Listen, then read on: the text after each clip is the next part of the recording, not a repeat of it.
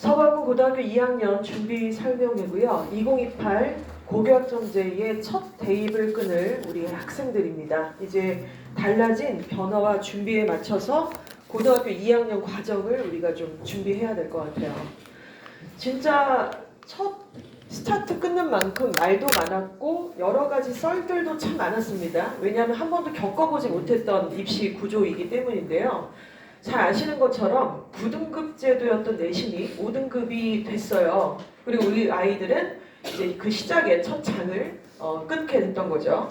근데 이것이 이제 시작하기 전에는 여러 가지 얘기들이 있었습니다. 올 1등급 받지 않으면 주요대학 못 간다. 계산상 그렇게 나오지 않느냐. 자, 그런데 어떠세요? 귀댁 자녀께서 지금 올 1등급 받으셨나요? 아니요. 예, 어렵죠, 생각보다. 자, 이게 굉장히 오리무중인 상태에서 1학기 중간고사, 기말고사가 끝난 시점에 여러 시도교육 중에서 발표를 좀 한 바가 있습니다. 실제 상황이고요. 자, 먼저 진짜로 올 1등급 몇 %일까? 이 경기도교육청이 이제 먼저 경기진학지도협의회에서 올 1등급의 학생은 경기도 전체에서 1.7%. 1.7% 생각보다 너무 적게 나온 거예요. 전체 1등급짜리가. 자, 그리고 부산시교육청에서는 전체 1등급은 2.07% 정도가 됩니다. 경기도보다는 조금 많죠. 자, 그리고 이어서 이제 서울시교육청이 발표를 했는데요. 일단은 올 1등급을 받은 학생들이 일반고에서는 2.09%, 서울시 전체에서, 그리고 자사고에서는 1.38%, 특목고에서는 0.44% 이렇게 나왔대요. 그러니까 왜 이렇게 나왔는지 이게 납득이 좀 가시나요? 아니, 각각의 고등학교는 자기들끼리 내신을 어찌됐건 5등급 상대평가를 하는데 왜 특정 학교는 이렇게 적고 일반고는 이렇게 그래도 좀 많고 굉장히 좀 차이가 많이 나잖아요.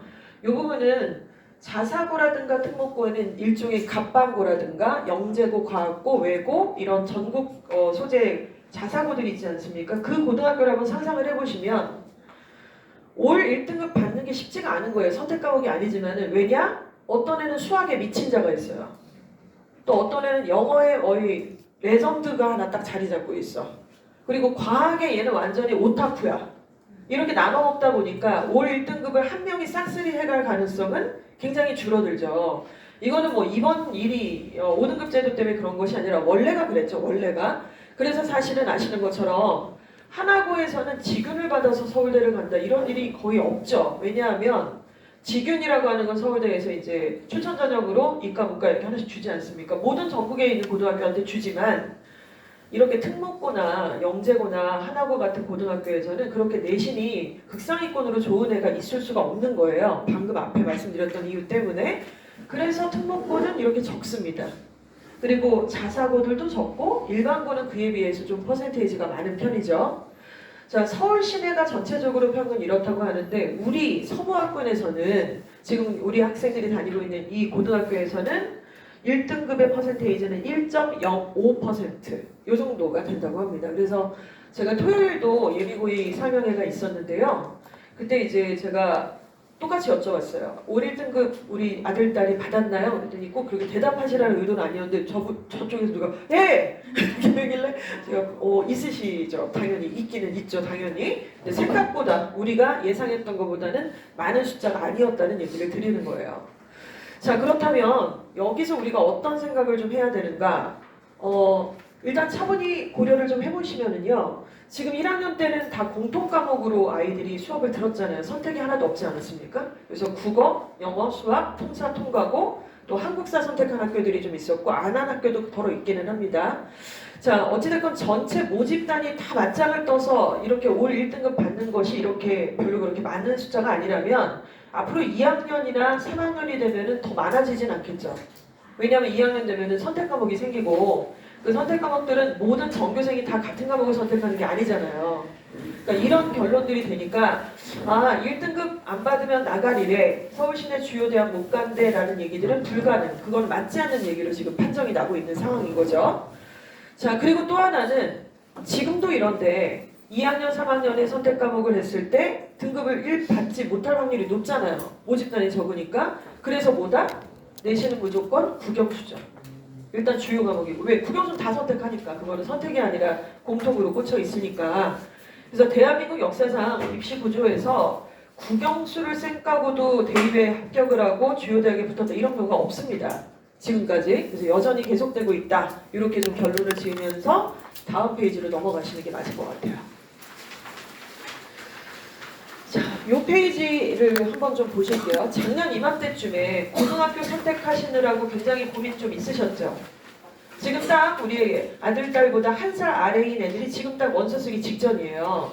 지난 주말에도 이제 마지막을 놓고 둘 중에 어디를 우선순위 일지망을 써야 되는가 이런 거 고민하시는 분들이 상의를 하셨는데 그때 한번 돌이켜보세요.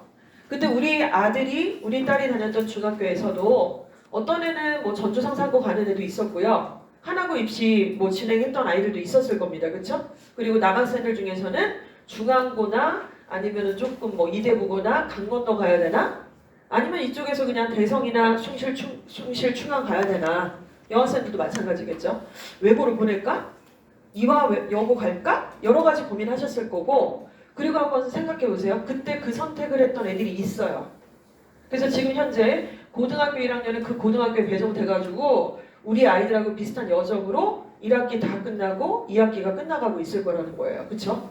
자, 그럼 우리 아이가 동명여고에 지원을 해서 붙어서 1년을 다녔어요, 지금.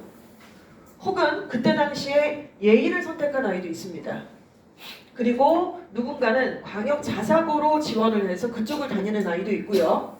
그리고 또 학군지구에서는 제일 잘 나간다는 진선여고, 또 남학생 같은 경우는 휘문고, 자 그리고 특목고 중에서는 대원외고, 그리고 한성과학고 이렇게 굉장히 다채로운 고등학교에서 우리 아들, 딸하고 동갑내기인 아이들이 1년을 거치고 있다고요. 그렇죠? 그리고 실제로 우리 아들 친구, 우리 딸 친구 중에서도 그런 아이들이 있겠죠. 자, 그런데 지금 학부모님들과 우리 학생들의 머릿속에는요 무슨 생각밖에 없으실 것 같으냐면 제가 생각할 때는 내 딸아이의 내신 그 동명여고 가서 예일여고 가서 혹은 숭실 가서 충암 가서 명지 가서 내 새끼가 내신이 그래서 1이야 2야 이게 몇 개 떴어 이것밖에 없어요 지금 벌써부터. 근데 아시겠지만 대입은 뭐죠? 절대평가가 아니에요. 우리 아들 딸이 그 고등학교 가서 내신 몇 등급 받았다고 해서 합격을 딱 주지는 않잖아요. 당연히 중학교 때 그 좁은 어떤 중학교 안에서도 다채로운 고교를 선택을 해서 어느 고등학교에 다니고 있는 애들도 물론 있자면은 우리가 이름도 모르고 얼굴도 모를 만한 수많은 수험생들이 각각의 고등학교에 흩어져서 여러 가지 내신과 활동을 지금 겪고 있다는 얘기입니다. 자, 아직도 우리는요 대입이 상대평가라는 것을 제대로 체감을 너무 못하고 있다는 거예요. 그 반증이 제가 질문을 드렸던 부분입니다. 지금 입시 그러니까 머릿속에 뭐가 제일 생각이 나시냐는 거예요. 오로지 내신이잖아요. 지금 내신이 그래서 수학이 몇 등급이고 1등급짜리가 몇 개가 과목이 깔려 있는지 이것이 거의 우리의 어떤 현주소가 아닐까라는 생각을 해보는 거예요. 아니면 너무 좋겠지만 자 그래서 결국에는 그렇게 1등급이 몇 개다, 2등급이 몇 자리다, 2등급을 1로 올려야 된다 이제 이런 것이 아니라 조금 더 디테일하게 한번 전략을 짠다면요. 동명 가서 그 동명을 갔어요. 숭실 충암을 갔단 말이에요. 거기 왜 갔죠? 내신 따기 조금 유리할 거라고 생각해서 보내신 거예요. 일부러 전략적으로. 그래서 가서 내신이 잘 나왔어요. 그래서 1등급이 다 나왔거나 뭐 이렇게 했다고 칠게요. 아니에요? 막 설레발이 이렇게 하시는데요. 그러면 이 1등급을 받은 게 장땡이 아니고 그게 안정적인 1등급이냐 아니면 불안정한 1등급이냐 그리고 1등급 받는다고 어느 대학에 붙여줘요 지금. 그러면 1등급을 받았으면 거기에 어울리는 실질적인 차별화 전략 내가 그래 동명, 충암, 숭실 전략적으로 네 학교를 선택했고 아이도 동의해서 갔어.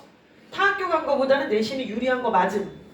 거기서 끝나는 게 아니라 그러면은 이 좋은 내신을 가지고 나중에 맞짱을 뜰 애들이 어느 학교에서 지금 뭐하고 있지? 그럼 걔네는 학군지에서 내신이 조금 불리하지만 최저를 3합을 맞추고 4합을 맞추는 아이들이 있단 말이에요. 그런 거 계속 순차적으로 해가고 있는 건데 우리는 막 이것만 생각하는 거예요. 그러면 여기 동명에서 1, 2등급 이렇게 나온 아이들이 3합 5나 3합 6을 정말 맞추냐 그걸 여쭤보고 싶은 거예요. 그럼 예의를 갔어요.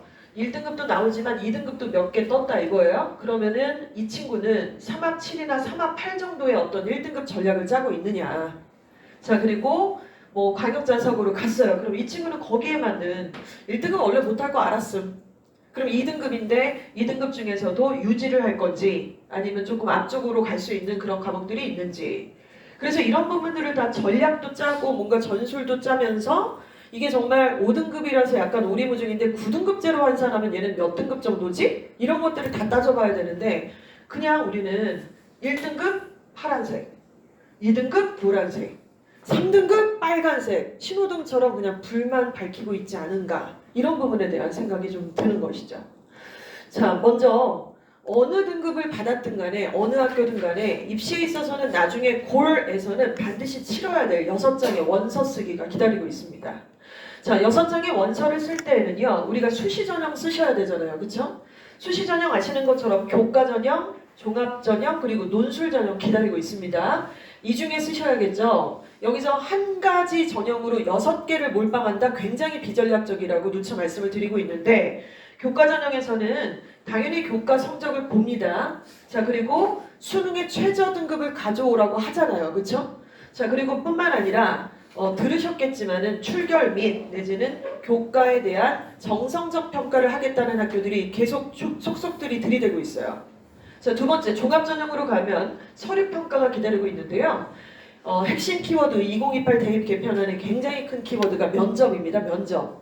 면접이 굉장히 많은 퍼센테이지로 지금 올라오고 있고 키워드로 자리 잡고 있죠.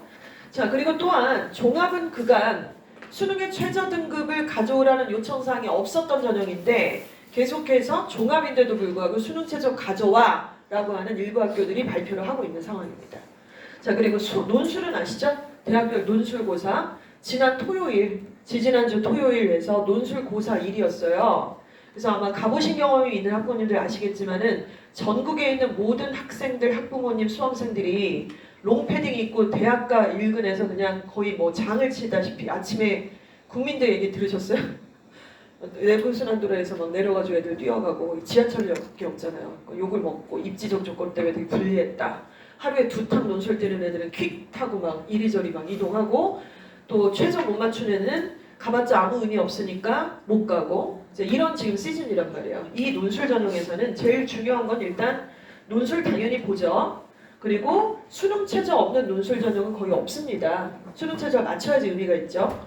자, 그리고 이제 논술 전형에서도요, 출결 및 교과 성적들을 요구하는 학교들도 지금 계속 나오고 있는 상태다. 이렇게 볼 수 있죠. 그리고 정시가 있습니다.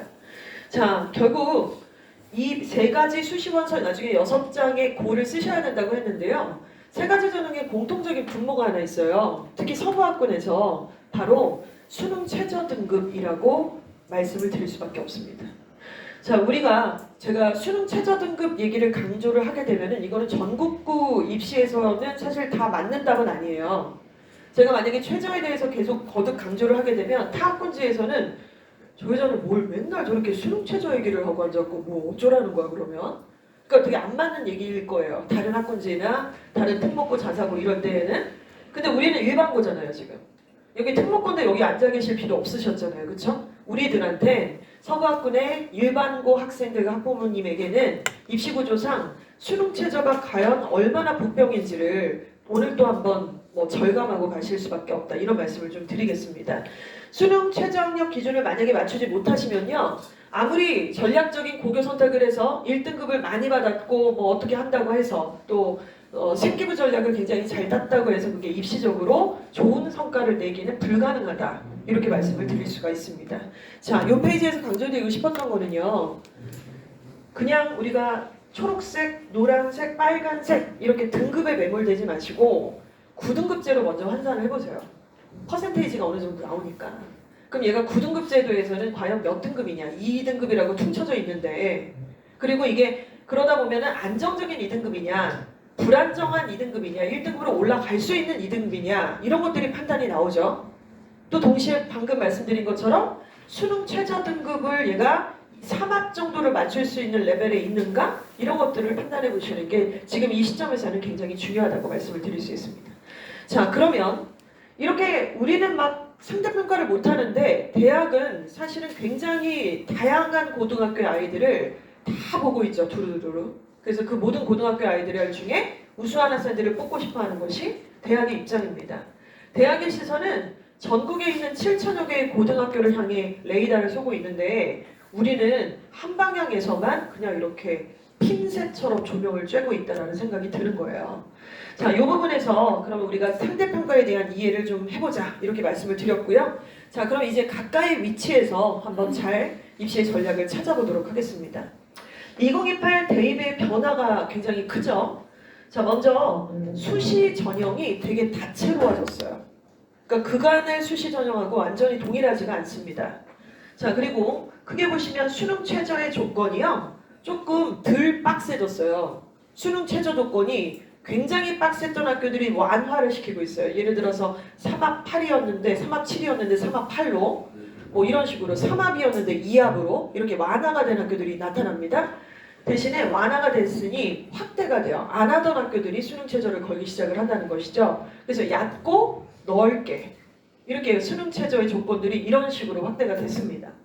자, 그리고 학생부 종합 전형이요. 그동안에는 학생부 종합은 그냥 거의 한 가지 전형이라고 볼 수 있었는데 다음에 우리가 보여드릴 몇몇 학교들이 예시가 있습니다. 이원화로 좀 쪼개져요. 같은 전형인데도 이원화가 돼서 면접형과 서류형으로 갈리게 됩니다. 면접형과 서류형이죠. 자, 그리고 학생부 전형에서 경쟁 상대와 또 논술 전형에서의 경쟁 상대 요것들을 조금 말씀을 드리도록 할 거예요. 일단 교과, 종합, 논술, 정시 이렇게 이제 네 가지로 우리가 볼 수 있고 위에 있는 세 가지가 수시 전형인 거 아시잖아요. 수시 전형 중에서 그리고 정시까지 해서 축소되는 게 두 가지가 있고 확대되는 전형이 두 가지가 있습니다. 먼저 정시는 축소가 돼요. 정시가 축소가 됩니다. 원래 대학들은 정시를 안 좋아해요. 국가에서 하라고 하니까 40%까지 늘려야 된다는 미션이 있었을 뿐이지, 이유는 정시로 합격시켜 놓으니까 반학기 다니고 다 반수한다 그러고 다른 학교로 넘어간다 그러고 계속 이러잖아요. 안 남아있어요. 누가 제일 많이 남아있느냐? 종합. 종합으로 들어올 아이들은 진로 역량들을 케어하면서 2학년, 3학년, 1학기까지 이 서류도 만들었고요. 활동들도 했고요. 그 학과에 가기 위한 여러 가지 고민들과 흔적들이 남아있는 아이들이, 그래서 그 전형으로 그 대학에 그 학과에 합격한 애들이 오래 남아있죠. 아무래도. 그러니까 입사관 제도부터 지금까지 통해서 대학들은 이미 어떤 학교에, 어떤 고등학교에, 어떤 전형으로 들어온 아이들이 우리 대학교에서 끝까지 오랫동안 남아서 수업을 잘 듣고 졸업을 하는지, 좋은 성과를 내는지가 데이터가 당연히 남아있는 상태입니다. 그래서 당연히 종합이 확대가 돼요. 그리고 논술이 확대가 됩니다. 그리고 교과는 축소가 되는데요. 논술이 왜 확대될까에 대해서는 간단하죠. 우리 아이들이 첫 스타트예요. 2028 이 대입 개편에는 첫 스타트고 내신도 5등급제로 첫 시작이에요. 그리고 수능도 바뀌는 거 아시잖아요. 그쵸? 그러면 얘네 윗학년은 어떻게 되는 거예요? 재수를 하기가 너무 어려워져죠. 9등급인데 이거 5등급제로 환산하는 내신으로 다시 이것을 환산을 해야 되는가? 그리고 수능에서는 배우지 않았던 과목들에 대해서 다시 공부를 해야 되는 상황들. 이런데 정시는 또 축소가 되는 거예요. 그러니까 당연히 걔네들을 위해서 뭐 하나 문을 열어놔야 될 거 아니에요. 그 컴플레인을 다 어떻게 감당하겠습니까? 대학들도 지금 골머리가 아픈 거죠. 이걸 어떻게 할 거냐. 재수생, 삼수생들 나타났을 때 정시밖에 없습니다. 정시가 아니라 논술밖에요. 그래서 논술은 확대가 될 수밖에 없다는 거죠. 자, 이런 이유 때문에 논술 확대는 당연히 자명한 현상인데, 이러니까 경쟁 상대가 우리 아이들 입장에서 따져보니까 누구죠? 재수생이 경쟁 상대로 들어온다는 거예요. 걔네는 수능을 그러니까 두 번째 보는 아이들인 거잖아요. 그리고 재수생이라고 해도 우수한 재수생도 상당히 많다는 걸 알고 계시잖아요. 그렇죠? 그래서 논술 전형에서는 경쟁 상대가 재수생이다. 자, 그리고 학생부 전형에서는 경쟁 상대가 어떻죠? 재수생이 없죠. 그래서 일부 학교는 재수생까지도 학생부 전형으로 인정을 해주는 학교들도 있지만 거의 없어요. 그리고 실제로도 그 재수생들이 학생부 전형으로 재수를 하는 경우들은 굉장히 드물지 않겠습니까? 자, 이런 전형으로 우리가 좀 생각을 해볼 수가 있을 것 같아요. 자, 역시나 어떻습니까? 지금 우리가 체크해야 될 항목들을 좀 보시면은 모든 전형에서 수능 최저, 그 수능 최저가 다 들어가요. 그러니까 이러니까 우리가 수능 최저를 거듭 강조할 수밖에 없다. 이렇게 말씀을 좀 드릴 수밖에 없겠죠. 자, 그 다음 페이지 넘어가겠습니다. 자, 실제 사례를 들여서 중앙대부터 한번 돌파 보도록 할게요. 중앙대는 2028 말고요. 2027년, 그러니까 현재 고3 올라가는 아이들 있죠? 얘네 때부터 아이들 어떻게 뽑을지를 아웃라인을 정했습니다. 근데 우리가 이 얘기를 통해서 그 시그널을 좀 이해를 하시는 게 굉장히 중요한데요. 대학들이 2027년에 대입 개편안을 이렇게 일찍 발표한 학교들이 있어요. 중앙대라든가 경희대라든가 이런 학교들이 거기에 해당이 돼요. 숭실대도 마찬가지고. 그런데 기존에 없었던 신설된 전형 같은 것들이 생겼단 말이에요. 그거는 우리 아들, 딸 2028에 대입 치러야 되는 아이들을 준비하는 과정이라고 이해를 하시면 돼요. 없었던 전형이 2027에 생겼다는 것은. 자, 중앙대 사례를 좀 보겠습니다. 중앙대는요. 학생부 종합 전형의 원래 학생부 종합입니다. 융합형 인재 전형이 있고 탐구형 인재 전형이 원래가 있었어요. 그런데 이제 올해 고3 올라가는 애들부터 신설되는 전형 성장형 인재 전형이라는 게 생겼습니다. 그럼 이거는 왜 생겼다고요? 우리 아들, 딸 들어오려고 미리 준비 한번 지금 치고 있다 이 얘기죠. 그래서 우리는 이것이 누구를 위해서 열어놓은 전형인지를 이해를 좀 해야 될 것 같아요. 자, 중앙대를 한번 입지를 좀 생각해 보시면 서연고, 서성안이, 중경외시 이렇게 시작합니다. 일반적으로. 완전히 맞는 말은 아니지만은 어찌됐건 레벨 순위가 이렇게 돼 있잖아요. 서연고, 서성안이, 중. 이 정도 돼 있어요. 그럼 중앙대는 어느 정도의 입지를 갖고 있는 대학인가 이렇게 생각해 보시면 영재고 과학고 아이들이 중앙대를 원서를 쓸 때 6장 안에 중앙대가 들어갈까요? 안 들어갈까요? 마지막에 들어갑니다. 중앙대까지. 중앙대까지. 붙어도 안 가겠죠. 근데 쓰기는 쓴단 말이에요. 그리고 이제 일반고 아이들 중에는 중앙대를 굉장히 상향으로 쓰는 경우도 있고 중앙대 자체를 이제 적정으로 쓰는 경우도 있겠죠. 그러니까 중앙대 입지를 한번 생각을 해보시면은 특목고나 자사고 아이들도 원서를 쓰는 학교라는 거죠. 일반고 아이들도 당연히 많이 쓰는 학교일 수 있고 중앙대는 잘 알아요. 특목 자사고 애들 우리 뽑아봤자 안 남아있다. 특정학과 빼고는 이런 사실도 잘 알고 있습니다.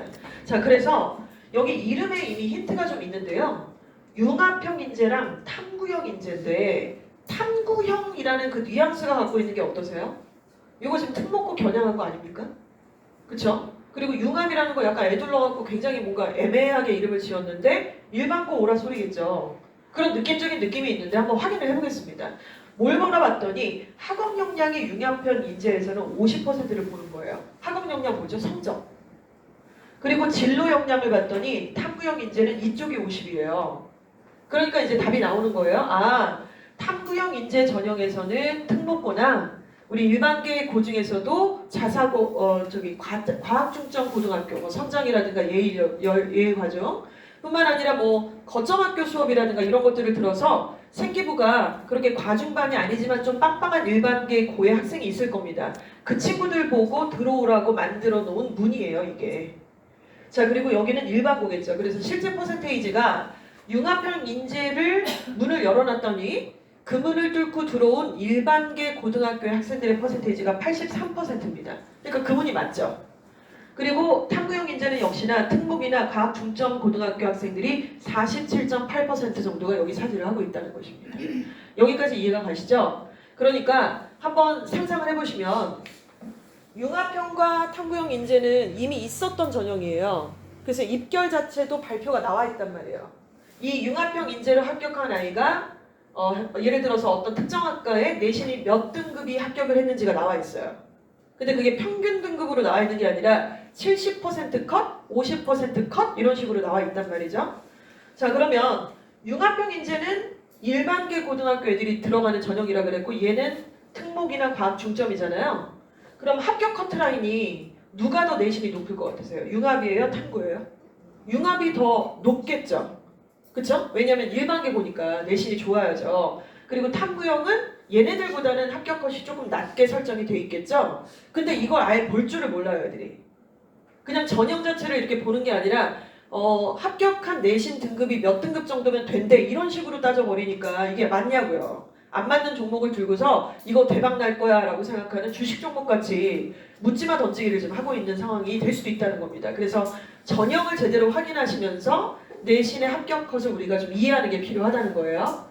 자, 여기까지는 이해가 되셨을 것 같고, 자, 그러면 신설이 하나 더 있습니다. 요거 말고 신설이 왜 더 필요했지? 이게 고민이에요. 자, 신설은 성장형 인재다 이렇게 이름을 붙였고요. 일단 첫 번째 특이한 것은 1차 서류로 3배수가 일반적이라고 할 수 있는데 5배수를 뽑아요.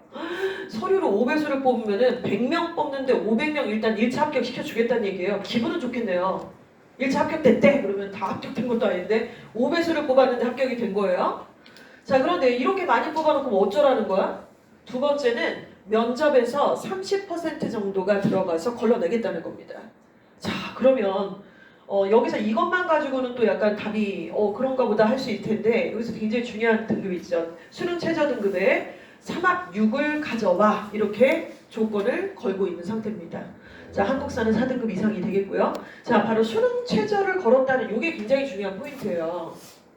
자, 여기 수능 최저를 걸었다는 것을 통해서 우리는 어느 고등학교 아이들을 위해서 이 문이 열려 있는지가 확인이 되는 순간입니다. 먼저 영재고 과학고 애들은 수능을 잘 보나요?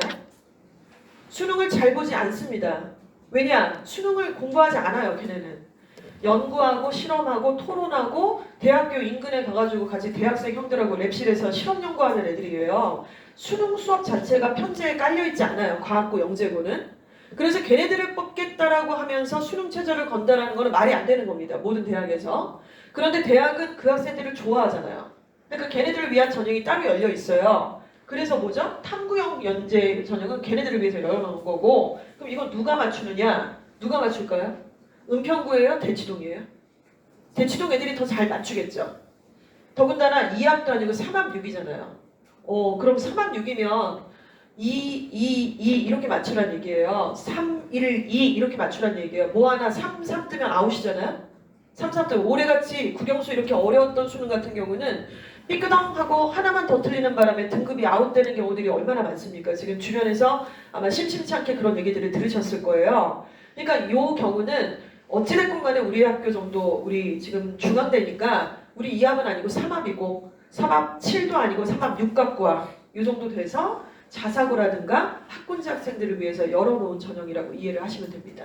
그럼 중앙대를 하나 쓰겠죠. 고대랑 뭐 이렇게 쓰고 서강대 쓰고 성균관대 쓰고 중앙대 하나 쓰겠죠. 이 정도 합격이 되는 아이들이라면 자, 이 전형을 우리가 신설됐다라는 소개를 좀 드리게 됩니다. 자, 결국 중앙대학교에서는요. 이렇게 다채로운 고등학교의 학생들을 위해서 어울릴 만한 설계를 갖춘 문들을 열어놓았다. 그런데 서부학군에서 보통 과학축전고등학교나 이런 아이들은 이쪽 전형, 그리고 일반학 가면은 또 이렇게 융합형 인재, 그리고 또 뭐 최저를 맞춘다 그러면 이쪽으로 전제를 깔 수는 있지 않을까라는 생각이 듭니다. 가능성은 이쪽에 더 많이 쏠려 있는 상태입니다. 자, 그러면은 중앙대가 좀 특별해서 이렇게 얘기를 하느냐? 자, 경희대로 넘어가도록 하겠습니다. 경희대는 2027이 아니라 2028 학년도 우리 아들, 딸들을 위한 입시 그 대입 개편안을 전반적인 발표를 미리 한 학교예요. 자, 먼저 학생부 종합전형이 레오 르네상스 면접형이 원래 있었던 전형이죠. 그러니까 이쪽으로 100%를 뽑았었어요. 면접형으로. 그럼 한번 보겠습니다. 어떻게 뽑았느냐. 자, 원래 100%였는데 요게 신설이 하나 된 거예요. 그러니까 우리 애들부터는 여기서 100을 뽑는 게 아니라 70을 뽑겠대요. 70%를. 그래서 원래 뽑던 대로 뽑는데 일단 1단계는 일반학과에 4배수를 먼저 뽑고 의대 약학과는 5배수를 뽑겠다고 합니다. 자, 그리고 면접에서 30%를 걸러내겠다.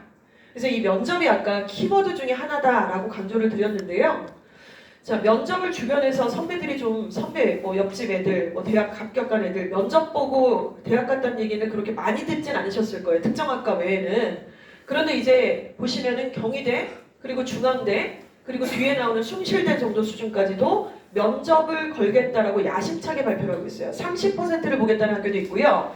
뒤에 보시면 숭실대는 50% 보겠다라고 얘기합니다. 그러니까 자신 있다는 얘기죠. 팩이 쩔어요 지금. 논술 이게 4배수 5배수 뽑고 우리 30% 50%를 얼마든지 걸러낼 수 있어. 이렇게 얘기합니다. 그럼 이쯤 되면 우리가 생각이 들어요. 면접을 뭘 보는 거야? 그 애 말 잘다라는 거 뭐 이런 거 보는 게 아니잖아요. 애가 뭐 아나운서 시험 보는 것도 아닌데. 그러니까 요게 하나 퀘스천으로 남아있는 상태에서 추적을 한번 해보도록 할게요. 자, 면접을 보고요. 자, 그리고 수능 최저 학력 기준이 있어요, 없어요? 없어요. 이게 학생부 종합전형이었잖아요. 그러니까 이걸로 여태까지 뽑았었고 이제 우리 아이들 때도 70%는 이걸로 뽑겠다 이거예요. 아, 그러니까 서류가 되게 중요하구나. 내신 중요하고 생기부 겁나 중요하고 그런데 수능 최저는 안 봤었어. 그런데 면접을 보겠다 이제 이런 거구나. 요게 그런 전형이구나. 오케이. 알겠어요 이거는. 자, 그래서 요 전형은 그럼 누가 들어오라는 거냐? 최저가 없으니까. 이거는 특목 자사고나 일반고 아이들 중에서도 우리 학군지 애들이 이걸 쓸 수 있는 전형이었던 거죠. 그쵸? 자, 그래서 1.6에서 3.5등급 정도가 합격선에 해당이 됐습니다. 여기서 1.6은 당연히 일반고 아이일 거고 3.5는 충암고 3.5 얘기하는 거 아니에요, 지금. 그쵸? 여기 수능 최저가 없다는 것이 무슨 의미인지 시그널을 좀 읽으시면 되잖아요. 그쵸? 자, 그리고 진로 역량이 우수한 학생을 면접으로 선발하겠다. 이렇게 얘기합니다. 면접 퀘스천은 지금 아직 설명을 안 드린 상태에서 같이 한번 얘기를 나눌 겁니다. 자, 신설 전형 서류형이 하나 또 신설이 됐어요. 이쪽에서 70 뽑는다 그랬으니까 당연히 저쪽에서는 30을 뽑겠죠? 그러니까 우리가 지금 귀담아 들어야 될 게 신설이 왜 생겼지? 2028을 기점으로 자꾸 신설이 생겼네. 그럼 신설이 도대체 뭘 뽑는 거지? 아까 앞서서 중앙대 같은 경우는 최저를 걸었던 신설이 있었습니다. 그쵸? 인재요. 자, 그런데 서류형 신설된 전형을 보니까 일단은 일괄 합산해서 서류평가 100%인데요. 여기 포인트가 났어요. 자유전공학부 인원 다수 배정이라고 써있죠. 그러니까 우리 아이들이요. 나중 가면은 생기부를 잘 신경 안 써요. 내신에 너무 이렇게 치이다 보니까 생기부를 1학년 이상으로 더 신경을 많이 써야 되는 게 2학년이고 왜냐면 선택 과목이 깔려 있으니까 3학년 1학년도 마찬가지고 3학년 1학기도 근데 갈수록 그 열정이 굉장히 많이 식어버린다는 거예요. 그리고 나중에는 이렇게 얘기해요. 아, 나 어차피 자율전공 갈 거래. 자율전공 많이 뽑는다고 하니까 그럼 자율전공이라는 거는 1학년 때 전공 과목이 없으니까 왠지 생기부 자체에서 진로 역량 같은 것들이 그렇게 도드라지게 안 보여도 왠지 합격을 시켜줄 것 같고 막 이런 거잖아요. 근데 지금 여기를 잘 읽어보시면 자유전공학부의 이 학부의 인원을 다수를 배정하겠다? 그런데 서류평가를 보겠대요. 이게 앞뒤가 안 맞는 것처럼 보일 수 있어요. 그렇죠? 서류평가 뭘 본다는 거지 그러면? 자, 그리고 학생부 절대평가의 성취도 보고 그런데 뭘 보죠? 수능에 최저학력 기준이 있습니다. 오, 아까 중앙대도 최저를 걸었는데 또 거네 신설에서. 자, 이러면서 핵심 권장 과목과 그 외의 관련 과목 이수의 여부를 종합적으로 살펴서 정석적으로 평가 반영하겠다 이렇게 표현을 하고 있습니다. 기존의 모집 인원의 30%를 뽑게 되고요. 최저가 있는 걸 보니까 결과적으로는 특목 자사고 과학 중점 혹은 활동 우수 학생의 내신의 등급 없이 수능 최저 조건을 요구하겠다. 그러니까 여기서는 내신을 절대평가를 보겠대잖아요. 그러니까 내신을 안 본다는 거예요. 지금 거의 극단적으로 표현하면. 근데 최저는 보겠다는 것이죠. 그래서 아까 앞서 말씀드렸던 중앙대학교의 미래 인재 전형과 상당히 닮은 꼴로 바로 경희대도 비슷한 발표들을 지금 하고 있구나. 이런 부분들을 좀 볼 수가 있는 상태입니다. 자, 그래서 이런 전형들은 특히나 과중반 그리고 거점학교 및 생기부를 빵빵하게 생긴 친구들은 아까 앞서 중앙대의 경우와 그리고 경희대의 서류형 전형, 신설 전형에 신경을 좀 쓰면서 이렇게 서류를 좀 만들어 가야 된다. 이런 말씀을 좀 드릴 수가 있겠죠. 이어서 숭실대까지를 보겠습니다. 지금이야 뭐 숭실대 생각하시면 뭐 아유 거기보다 더 좋은 데 갈 수 있지 않을까 그러고 뭐 특히 숭실 고등학생들은 괜히 이유도 없이 숭실대에 기피현상 같은 거 있는데 숭실대 굉장히 빡셉니다. 6개월 보시면 아실 거예요. 앞에 3자 뜨면 못 가요. 내신에 3자 뜨면 못 갑니다. 9등급 제도였을 때. 자, 어찌됐건 숭실대학교에서 2027 학생부 종합전형에 대한 분석 얘기를 좀 나눠보도록 하겠습니다. 먼저 종합전형 면접형이 있어요. 그리고 종합전형 서류형이 있습니다. 자, 이 두 가지 전형을 한번 비교해서 또 한번 보시면은 일단 면접형 같은 경우 모집 인원 500명을 뽑습니다. 그리고 서류 활동 내용을 면접을 통해서 평가하겠다 그러고 앞서 말씀드린 것처럼 면접을 30%가 아니라 몇 퍼센트라고요? 50% 이렇게 뽑고 50%를 골라낼 수 있다고 지금 자신 있게 얘기를 하죠. 패기 쩔게. 자, 그리고 이제 서류형으로 미래인재 전형에 똑같은 미래인재 전형인데 면접형이 있고 서류형이 있는 거예요. 그러니까 면접형이 기존에 있던 전형들이고 서류형이 보통들 신설되고 있는 거 보이시죠? 그럼 서류형에는 앞에서 두 학교들이 무슨 얘기를 했었나요? 없던 최저들을 막 걸잖아요. 내신보다는 최저 등급을 가져와라 이 얘기인데 우리 숭실대가 위치가 가만히 보시면 예를 들어 강남권 애들은 국민대가 어디 붙어 있는지를 잘 몰라요. 우리는 알잖아요. 이게 조금만 홍제동 가다 보면 국민대가 있지 않습니까? 그래서 다 안단 말이에요. 집에서도 괜찮고. 근데 또 숭실대가 어딨어? 그러면 또 애들이 잘 몰라요. 근데 이제 숭실대 같은 경우는 지하철이 6호선으로 알고 있는데 맞나요? 아무튼 바로 강남에서도 유입이 가능하고요. 서초 반포하고는 굉장히 가깝습니다. 그래서 기본적으로 6장 원서를 칠 때 숭실대가 들어가는 경우들이 굉장히 많아요. 국민대 갈래, 숭실대 갈래? 그럼 걔네는 국민대가 아니에요. 숭실대가 가깝고 하니까. 자, 이 숭실대는 일단 서류형이 신설이 되고 있고 신설이 아니라 이제 있는 상태인데 서류 전형에서 서류 내용만으로도 충분히 서류 내용만으로 충분히 평가하겠다, 100% 보겠다라고 얘기하고 있습니다. 근데 지금 2027이잖아요. 최저가 지금 현재 없어요, 이게. 최저가 없는데 2028년부터는 내신과 또 수능 최저가 있겠다라고 우리가 추정을 해볼 수가 있잖아요. 지금 앞에 있는 두 학교와 신설 여부와 서류형을 보게 되면은.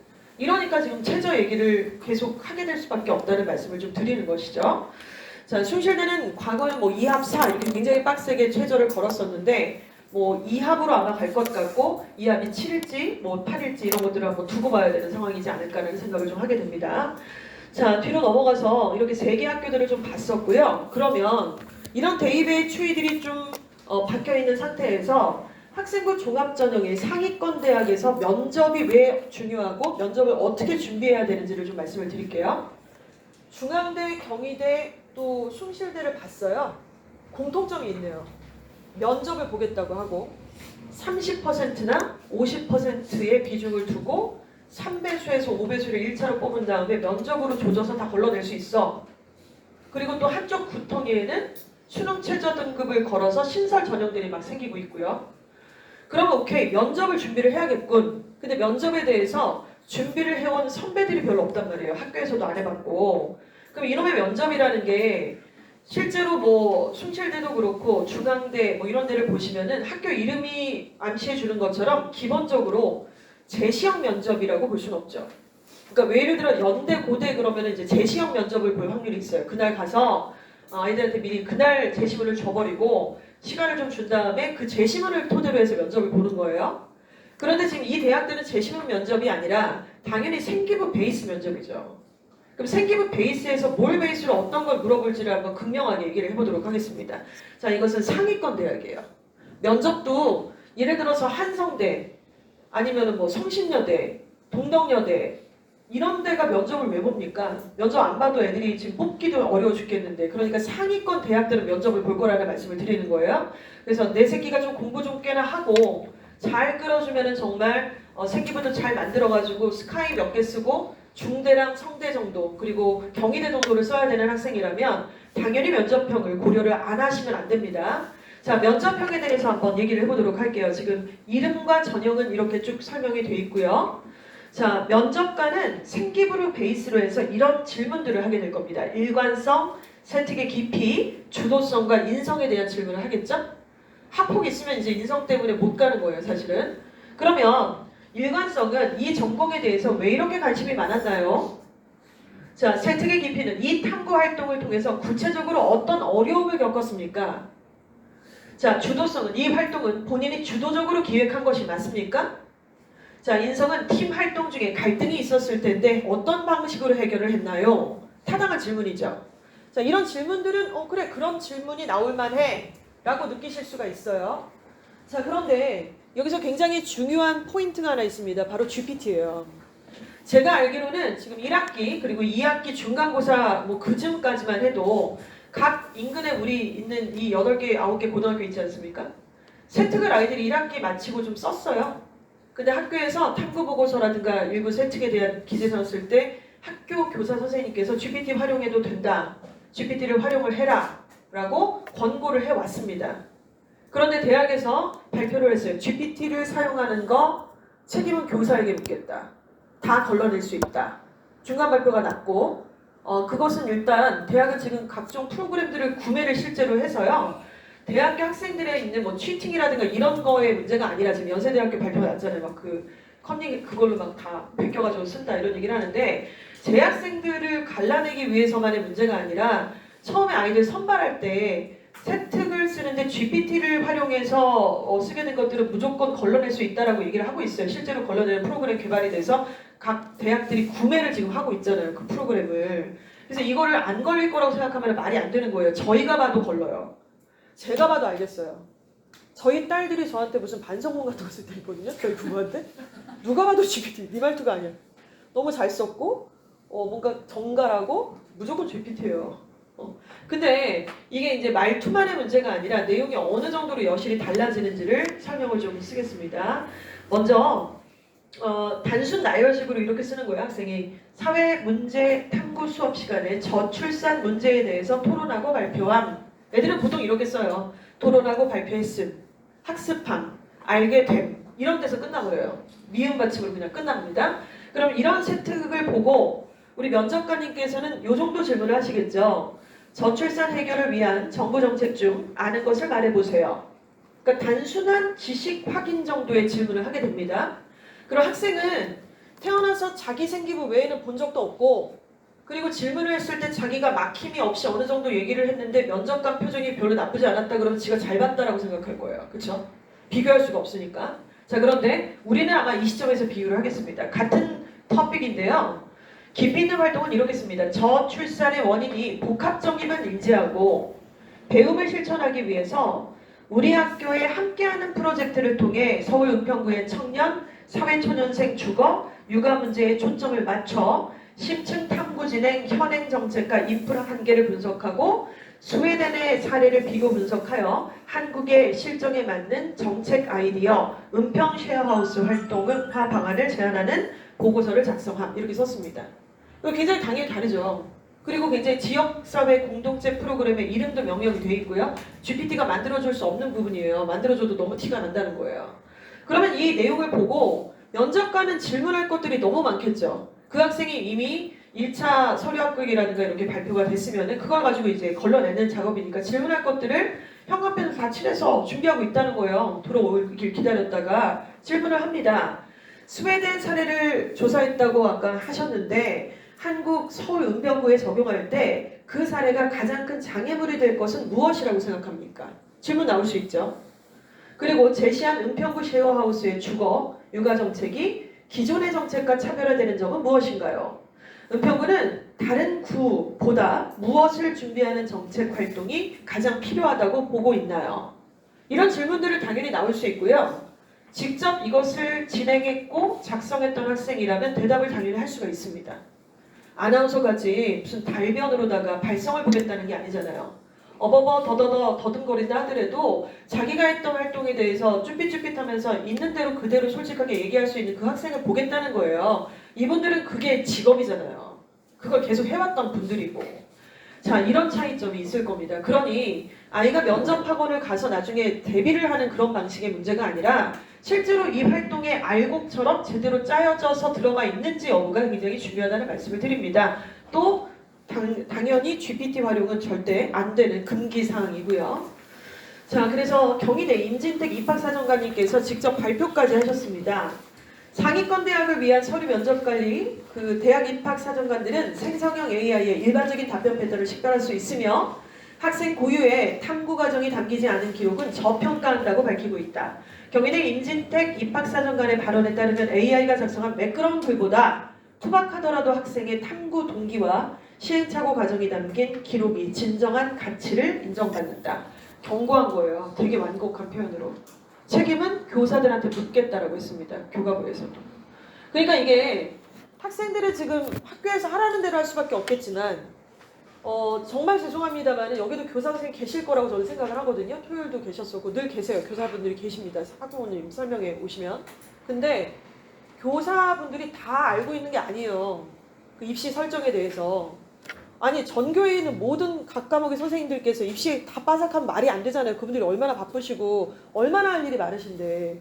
그러니 이런 전반적 입시 설명에 오셔서 이런 얘기도 들으시고 팩트 체크도 다시 한번 해보시고 그리고 학교에서 나오게 되는 여러 가지 공문이라든가 내용에 대해서 아이하고 이렇게 주도적으로 뭔가 라인을 잡아가시는 게 굉장히 중요하다는 말씀을 드리게 되는 것이죠.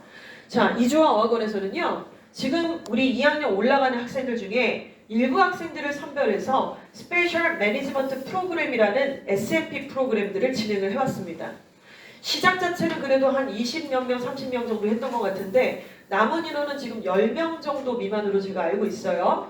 얘네들하고 했던 작업들은 여러 가지 활동들이 좀 있는데 그 중에는 일단 이 친구들이 공부가 월등하게 잘하는 올 1등급 학생들을 대상으로 뽑진 않았어요.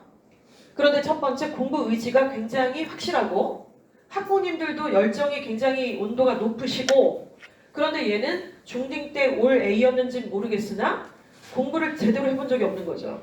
모의고사 공부, 내신 공부 구분 잘 못하고 단원장 만들고 노트 정리하는 것이 뻐덕대고 삐걱거립니다. 이런 친구들을 토대로 해서 우리가 잡아줬던 그런 작업들이 좀 있었다. 이렇게 생각을 하시면 되는데 이 친구들하고 일단은 그런 작업들을 통해서 뭔가 결과물들이 나왔어요. 그리고 굉장히 좋은 성과들이 나와서 저희도 굉장히 소름 끼칠 정도로 뿌듯하게 생각하고 있는 시점인데 이제 1학년들과 학습 관련된 SMP 프로그램은 마무리를 합니다. 자, 그런데 2학년이 되면요. 이제 이 친구들은 바로 이런 발표들, 선택 과목과 연결될 수 있는 질문들, 그리고 질문을 해결하는 독서를 위한 서평, 그리고 주제 탐구, 연결된 진로 활동, 또 지역을 위한 함께하는 배움의 실천이라는 이런 어떤 키워드들을 가지고 앞서 보여드렸던 요 내용을 잡아가는 과정을 하는 거예요.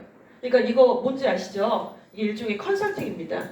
근데 재학생들을 통해서 SMP를 신청하시게 되면은 무료로 1년 내내 동안 이 커리를 같이 애들과 잡아간다는 말씀을 드리는 거예요. 그리고 그거는 학생마다 다 다르겠죠. 그리고 GPT를 사용하지 않고 직접 쓰게 만들 거고 그거는 영어과를 얘기하는 것이 아니라 전 과목에 대한 전반적 과정을 얘기를 드리는 거예요. 자, 요 모집들을 하게 될 거고요. 이제 기다리고 있는 상태입니다. 슬랙으로 질문하고 대면 상담하는 그런 케이스죠. 그러니까 이 부분에 대해서 궁금하시면 좀 이따 질문을 좀 같이 나누면서 소통하는 시간을 좀 갖도록 하겠습니다. 자, 그렇다면 이제 종합 얘기가 어느 정도 좀 마무리를 하고요. 교과로 넘어갈게요. 교과. 원서 6장 쓸 때요. 우리가 일반계 보잖아요. 그러니까 교과라고 하는 전형을 가만히 생각해 보세요. 학생부 교과입니다. 학생부 교과 뭐 들어가죠? 내신 일단 중요하죠. 그동안에는 내신을 정량적으로만 평가했어요. 1등급 오케이, 2등급 오케이, 3등급 아웃 이런 느낌? 숫자로만. 무슨 과목을 뭐 잘했다 그런 필요 없고 그냥 숫자로만 오로지. 그리고 그 내신이 고교마다 다 수준이 다를 거니까 수능 최저 갖고 와. 그러면 합격 오케이. 이래서 입결이 정확하게 숫자로 박혀 있어서 예측이 완전히 가능한 그런 전형이 학생부 교과였다는 거예요. 근데 이 학생부 교과가 순수한 학생부 교과로 남지 않고 종합하고 굉장히 섞여버린 짬뽕 전형으로 지금 둔갑을 하고 있는 시점에 있습니다. 그럼에도 불구하고 우리 서부학군에 있는 일반계 고등학교 학생들은요. 이 교과 전형에 대해서 좀 신경을 쓰셔야 돼요. 그래서 이렇게 생각을 해보시면 좋을 것 같아요. 어제 제가 지인들하고 모임이 있어가지고 한 20년 동안 알고 지낸 언니들이에요. 근데 저는 결혼을 일찍 해서 둘 다 입시가 끝났어요. 근데 이 언니들이 생뚱맞게 셋째도 있고 막 둘째도 터울을 너무 길게 둬갖고 이제 수험생이 있어요. 올해 입시 치를 애도 있고 내년에 입시 치를 아이도 있고 그래서 그 친구들하고 이제 입시가 목전에 와 있으니까 또 기다리고 있는 시점이니까 이런저런 얘기 나왔는데 이제 그 얘기를 하더라고요. 그 집 고2 되는 이제 아이는 중앙고를 다녀요. 그런데 이제 상암중학교 출신의 3학년, 중학교 3학년 때 그 아이들이 원서를 다 썼잖아요. 가깝게 숭실을 가겠다. 조금 멀리 뭐 중앙을 가겠다. 강 건너서 한가람도 가겠다. 양정고도 가겠다. 혹은 뭐 어떤 애들은 좀 멀리 지방에 있는 영재고를 합격한 아이들도 있고 다채롭게 쫙 갔습니다. 다 갔어요. 그래가지고 거기 안에서 이제 1학년을 거쳤죠. 그래서 내신 등급이 나오고 수능 최저가 어느 정도 뭘로 맞출지가 어느 정도 나와 있는 상태입니다. 고3이 이제 되는 아이들인 거예요. 그런데 이제 제 지인의 말로는 아무튼 그 친구들이 중3 때 같은 학교에 있었던 상암중학교 남자애들이 인근에 있는 고교에 가서 전교권을 다 해먹고 있다 지금. 그 얘기들을 하더라고요. 그래서 누군지 제가 다 알겠는 거예요. 왜냐면 저희가 숭실관이 또 따로 있잖아요. 그러니까 저희 안에 그 아이들이 다 있는 거예요. 뭐 누구누구 이름 다 되니까 이렇게 나오더라고요. 자, 근데요. 중앙고, 그러니까 같은 상암중학교 출신이지만 숭실고를 간 애가 원서를 쓰는 전형이랑 중앙고를 간 아이가 원서를 쓰는 전형은 절대로 똑같으면 안 됩니다. 그렇죠? 절대로 똑같으면 안 돼요. 그러니까 목표도 다르고 들어갈 문도 다르고 준비 과정도 완전히 다른 거예요. 근데 그거를 같이 생각하시면 절대 안 된다는 것이죠. 자, 그러면 교과를 한번 얘기를 해볼게요. 교과. 중앙고가 교과를 쓴다는 게 말이 되나요? 말이 안 됩니다. 그렇죠? 일단 교과 전형은 내신이 일단 좋아야 돼요. 그러니까 내신이 좋아야 되는데 여기 재수생이 들어오나요? 재수생이 안 들어와요. 그리고 학군지 애들은 우리 아이들보다 서부학군 애들보다 내신이 안 좋아요. 첫 장에서 말씀드렸잖아요.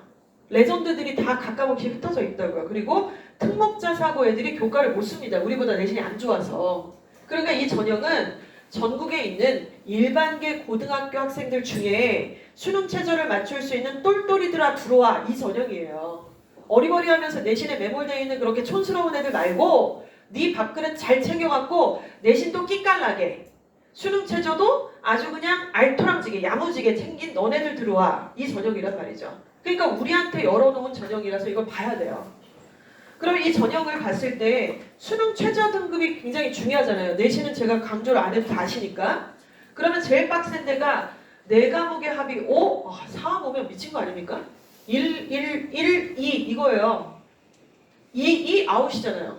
1, 2. 당연히 의대죠. 약대고. 이제 이런 대학들이 당연히 이 정도를 요구를 합니다. 자, 그리고는 3합이 있고 2합이 있을 거예요.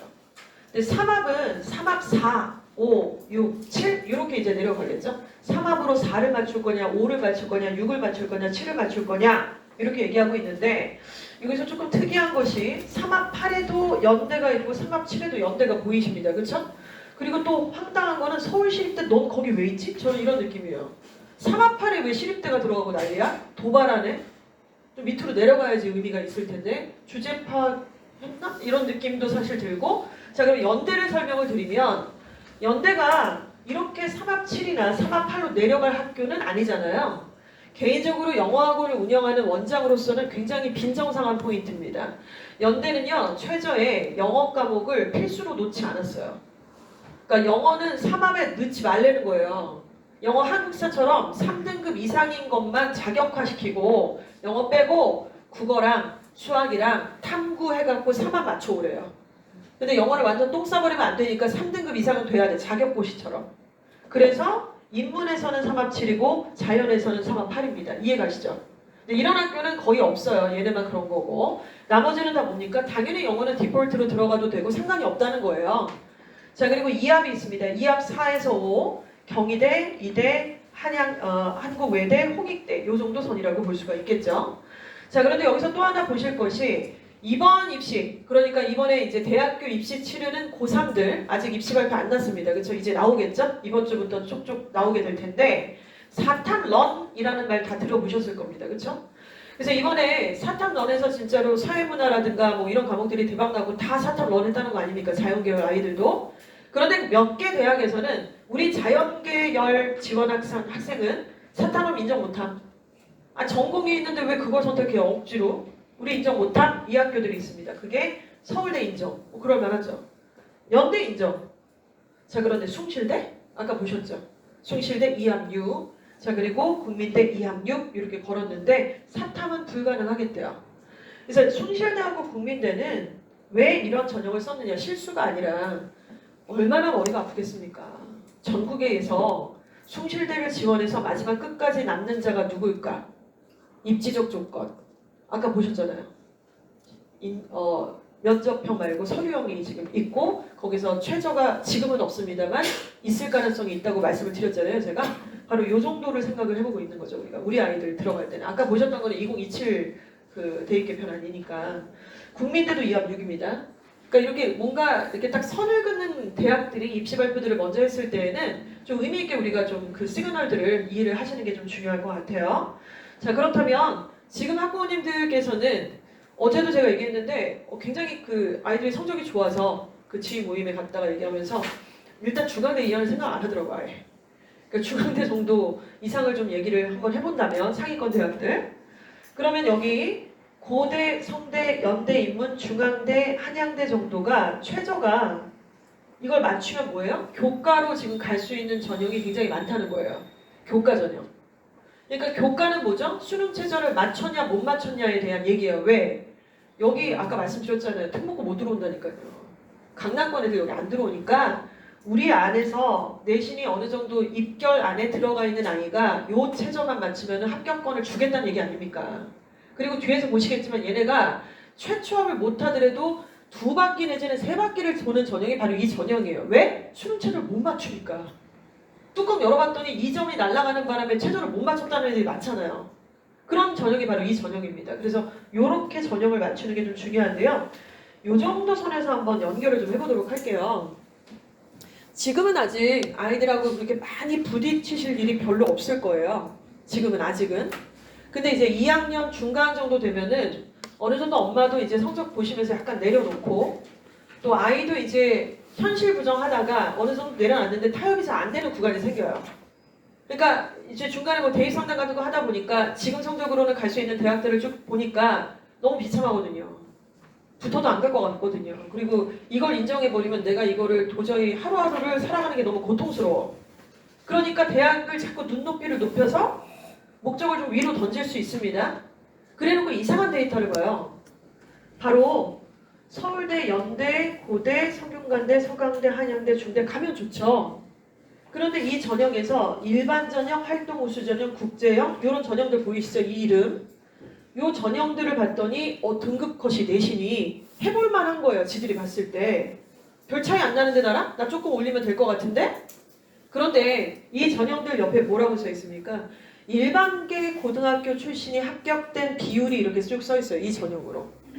이 정도면 많은 거 아닌가? 라고 보시겠지만 60% 언더면 많은 게 아닙니다. 일반고 전형 자체가요. 전국에 7천여 개의 고등학교가 있어요. 그 중에 특수목적고가 많겠어요? 일반고가 많겠어요? 일반고가 압도적으로 많죠. 숫자 자체는. 근데 정원에 비해서 결과적으로는 그럼 일반 전형 서울대 볼게요. 서울대 일반 전형이 있고 서울대 지역균형 전형이 있습니다. 서울대 일반 전형에는 일반계 고등학교 출신이 33.29%밖에 안 뽑았대요. 그러면 여기는 67% 정도가 당연히 영재고, 과학고, 특수목적고, 전국 자사고 애들이 들어왔다는 얘기잖아요. 그러니까 걔네랑 경쟁을 해서 일반계 출신임에도 불구하고 뚫고 들어갔으니 얘는 난놈인 거죠, 완전히. 얘 생기부 자체가 넘사급이라고요, 일반계 고더라도. 그래서 서울대를 붙었다가 장땡이 아니라 나중에 봤을 때 와, 쟤 일반 전형으로 붙었다며? 그럼 미치는 거예요, 걔는. 근데 보통 일반적으로 지급받아서 가는 게 정상인데 어떻게 일반 전형으로 합격을 했디야? 미쳤네. 이게 맞는 겁니다. 엄청난 실력가구나, 얘는. 이해가 가시죠? 근데 여길 왜 쳐다보고 앉았냐고요. 이 전형은 일반계 애들 오라고 열어놓은 전형이 아니에요. 특별한 몇몇을 빼고는. 그러니까 밑을 봐야 됩니다. 같은 한 대학의 이름이 있어요. 지금 밑에도. 그러니까 서울대 지균, 자 그리고 경희대 네오 르네상스, 외대 면접평가 서류형, 뭐 건국대 KU 자기추천 전형 보시면은 일반계 고등학교 학생들의 퍼센테이지가 96%, 82%, 73%잖아요. 그러니까 이거예요. 여기는 교과 전형의 최저를 말씀드린 거고 여기는 지금 뭐다? 종합 전형에서의 일반계 고등학생들의 퍼센테이지를 지금 보여드리고 있는 겁니다. 그러니까 한 명의 가설을 세워서 좀 말씀을 드릴게요. 자, 동명여고에 지원을 해서 다니고 있는 여학생입니다. 내신이 1등급대가 나왔어요. 자, 명지고등학교에 가서 1등급대가 나왔어요. 충암 가서, 숭실 가서 1등급대가 나왔습니다. 이 학생이 1등급이 나오니까 얼마나 기분이 좋아요, 지금. 그 어렵다는 1.5% 안에 네가 들어갔구나. 서부학과에서 올 1등급 1.5%인데 네가 개구나. 대박 났네. 여보, 한잔해. 뭐 이런 느낌이잖아요. 수고했어, 그동안. 자, 그런데 이 학생이 여기서 지금 얘기를 할 게 아니라 내신이 최상위권인 건 알겠는데 그럼 어떻게 해야 돼요? 3합 4나 5나 6을 맞춰야 되는 거 아닙니까? 3합이에요. 3합. 2합이 아니라. 그럼 연대 가고 싶대요. 또 가깝다고. 고대 싫대요. 이해해요. 그 맘도. 그럼 연대 갈 거면 영어 빼고서 3합을 맞추라는 얘기니까 국어랑 수학이 일단은 완전히 압도적으로 가야 돼요. 그리고 탐구도 선택을 해야 되고. 그렇죠? 요런 준비가 되어 있느냐 이걸 묻는 거죠. 그리고 이제 이 최저라는 거는 지금 고등학교 1학년 올라와서 시험 뭐 3월 달에 하나 보고 6월 보고 또 9월 10월 이렇게 하나 봤는데 1학년 때 봤던 성적은 아무 의미가 없습니다. 솔직히 말씀드리면 그게 뭐 상담을 할 때 참고 자료로 하겠지만은 1학년 때 영어 1등급 안 받는 애들 별로 없어요. 생각보다. 그리고 2학년 올라오고 3학년 돼가지고 이제 6월부터 절기 시작하죠. 특히 이과 남학생들 약간 깝치다가 이제 3학년 때 영어 안 합니다. 이제 수학에 몰입을 하죠. 그리고 애가 수학을 되게 좋아하고 과학을 또 되게 잘한대요 또. 근데 영어는 어느 정도 뭐 이주와 HP에서 했었고 1학년 때도 1등급 쭉 나오니까 그렇게 급하고 중요한 과목이라는 생각을 안 해요. 그럼 안 해요. 근데 이번처럼 지금 구모라든가 실제 수능에서 1등급 컷이 지금 3.8% 정도밖에 안 된다고 발표를 하고 있잖아요. 시대인재에서는 어저께 뭐 2%까지 얘기를 하고 있다고 얘기를 하더라고요. 이러면은 그냥 떨어지는 거 아닙니까? 그래서 영어에서 3 나왔대요 지금 이번에. 맨날 1 나오던 애들이. 그러니까 이런 상황이에요. 그럼 못 맞추잖아요. 그러니까 이게 뭔가 고삐를 늦췄다가 잡았다가 늦췄다가 이런 맥락이라기보다는 그냥 꾸준하게 최저를 향해서 가는 거예요. 내신도 내신이고 생기부도 생기부고 이제 그런 겁니다. 그래서 최저를 3학 6이나 7이나 3학 5 정도를 목표로 해야죠. 5, 1등급 나왔다며요. 그러면 하고 교과를 여기 쓰고 종합을 하는 이쪽 전형으로 써야죠. 그리고 차별화되는 생기부를 만들어야 되겠죠. 그렇죠? 이쪽과 여기를 신경 쓰라는 말씀을 드리는 겁니다. 여기를 바라보지 말고 입결도 달라요. 입결 자체도. 자, 이것이 바로 전략이다. 이래서 대입원서의 6장을 거기에 맞춰서 실수를 줄이기 위해서 쓰셔야 되겠죠. 이렇게 원서를 써요. 6장을. 쫄깃쫄깃하죠. 원서를 9월달에 씁니다. 쓰게 되면 이제 12월 5일 이후부터 이제 발표가 나기 시작할 거예요. 이번 주. 발표가 나는데 그 짤 같은 거 많이 보셨죠? 애들이 이제 합격 발표를 학교에서 확인을 주로 많이 하게 돼요.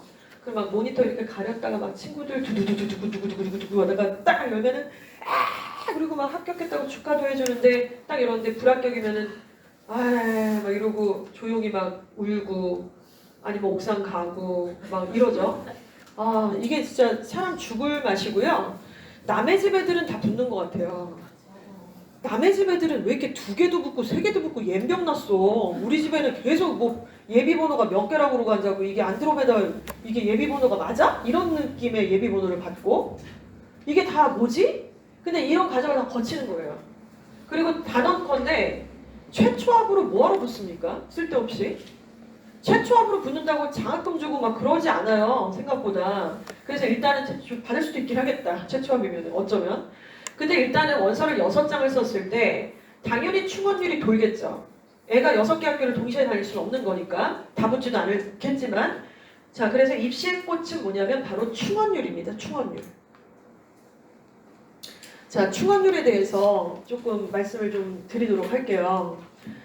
자, 먼저 서강대학교를 예시를 좀 들어보겠습니다. 서강대는 교과전형, 종합전형, 논술전형 이렇게 수시전형을 쓰게 되는데 교과전형이 178명. 그런데 교과전형에서 178명을 뽑는데요. 결론부터 말씀드리면 충원율이 387%예요. 4바퀴 정도를 돈다는 얘기입니다. 처음에 100명을 붙였다가 100명을 뽑아요. 100명을 붙였는데 얘네가 쫙 빠져요. 두 번째 101명부터 200명까지 또 들어왔다가 쫙 빠져요. 가정을 해보자면 300명까지 쫙 빠졌다가 이제 순차적으로 차오기 시작하는 거니까 결국에는 387%가 돌고 돈다는 얘기 아니겠습니까? 그러면 여길 최초합으로 붙어가지고 붙을 애는 별로 없죠. 다 빠져나가겠죠. 그쵸? 자, 그러면서 최초 경쟁률은 발표가 나기를 그러니까 어찌됐건 합격증을 받은 애들이 있을 거 아니에요. 그러니까 여기 387%의 아이들은 합격증을 받은 거예요.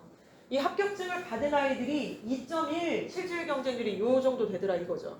최초 합격률은 15.04 대 1 요 정도가 되는데 그러니까 어떻습니까? 왜 이렇게 실질 반영률이 확 떨어진 거예요? 교과전형? 왜죠? 최저죠, 최저. 최저가 그렇게 쉽지가 않아요. 그러니까 원서를 썼어요. 6장을 썼을 때는 서강대학교의 학생부 교과전형의 경쟁률이 엄마 15대 1이래 미친 거 아님? 막 이러는데 이거는 수능 보기 전에 원서 쓴 거잖아요. 그런데 교과전형은 최저 없는 전형이 별로 없잖아요. 전혀. 그러니까 최저가 나중에 딱 드러났을 때는 아싸리 걔네는 다 아웃된 거잖아요. 최저 못 맞춘 아이들은. 그래서 실질적인 경쟁률 즉 387%의 합격증을 받았던 그 수많은 배수의 아이들이 실질 경쟁률이 2대 1밖에 안 된다는 얘기입니다. 그러니까 최저가 얼마나 아주 개꿀입니까 진짜 이게. 이것만 된다 그러면. 자, 그리고 논술 전형도 있고요. 논술 전형 뭐 충원율 19%. 논술 정말 골 때립니다. 최초 경쟁률 90대 1이에요. 이것도 어때요? 수능 보기 전이잖아요. 원서 쓸 때. 논술 전형, 교과 전형, 종합 전형 6장 중에 하나 쓰는 거니까. 그래서 빡 터져요. 뭐 100대 1, 뭐 120대 1, 뭐 난리 나죠. 다 쓰는 거예요. 이거 누가 쓰는 거죠? 내신 안 좋고 생기부로 못 갈 것 같고 서류도 뭐 할 게 없으니까 결국 나중에 논술을 틀어요. 그래가지고 대학을 이름은 그래도 거기 썼다라는 추억을 만들기 위해서. 그래가지고 90대 1이라는 막 높은 경쟁률이 오히려 더 뽐뿌가 되나? 약간 이런 느낌? 하지만 역시 최저를 맞추는 아이들이 그렇게 많지는 않습니다. 그리고 합격하는 아이들은 보통 학군제 아이들이 많죠. 재수하는 아이들. 그래서 실질 경쟁률은 뭐 이렇게까지 떨어지진 않아요. 일단은 구성원 자체가 다르니까. 그래서 24.9% 그래도 24대 1 이 정도로 실질 경쟁률이 떨어지게 됩니다. 자, 결국에는요. 나중에 원서 6장 쓸 때 아유 애가 알아서 하겠지. 그때 가서 그렇게 얘기하시면 진짜 큰일 나세요. 원서를 누가 그렇게 씁니까? 원서는 정말 아버님, 어머니, 우리 딸, 우리 아들 그리고 얘 언니, 오빠 있으면 걔도 오라 그래야 돼요. 얘 동생 있어요? 걔도 오라 그래야 돼요. 진짜로. 눈물 납니다 진짜. 지금 생각하니까.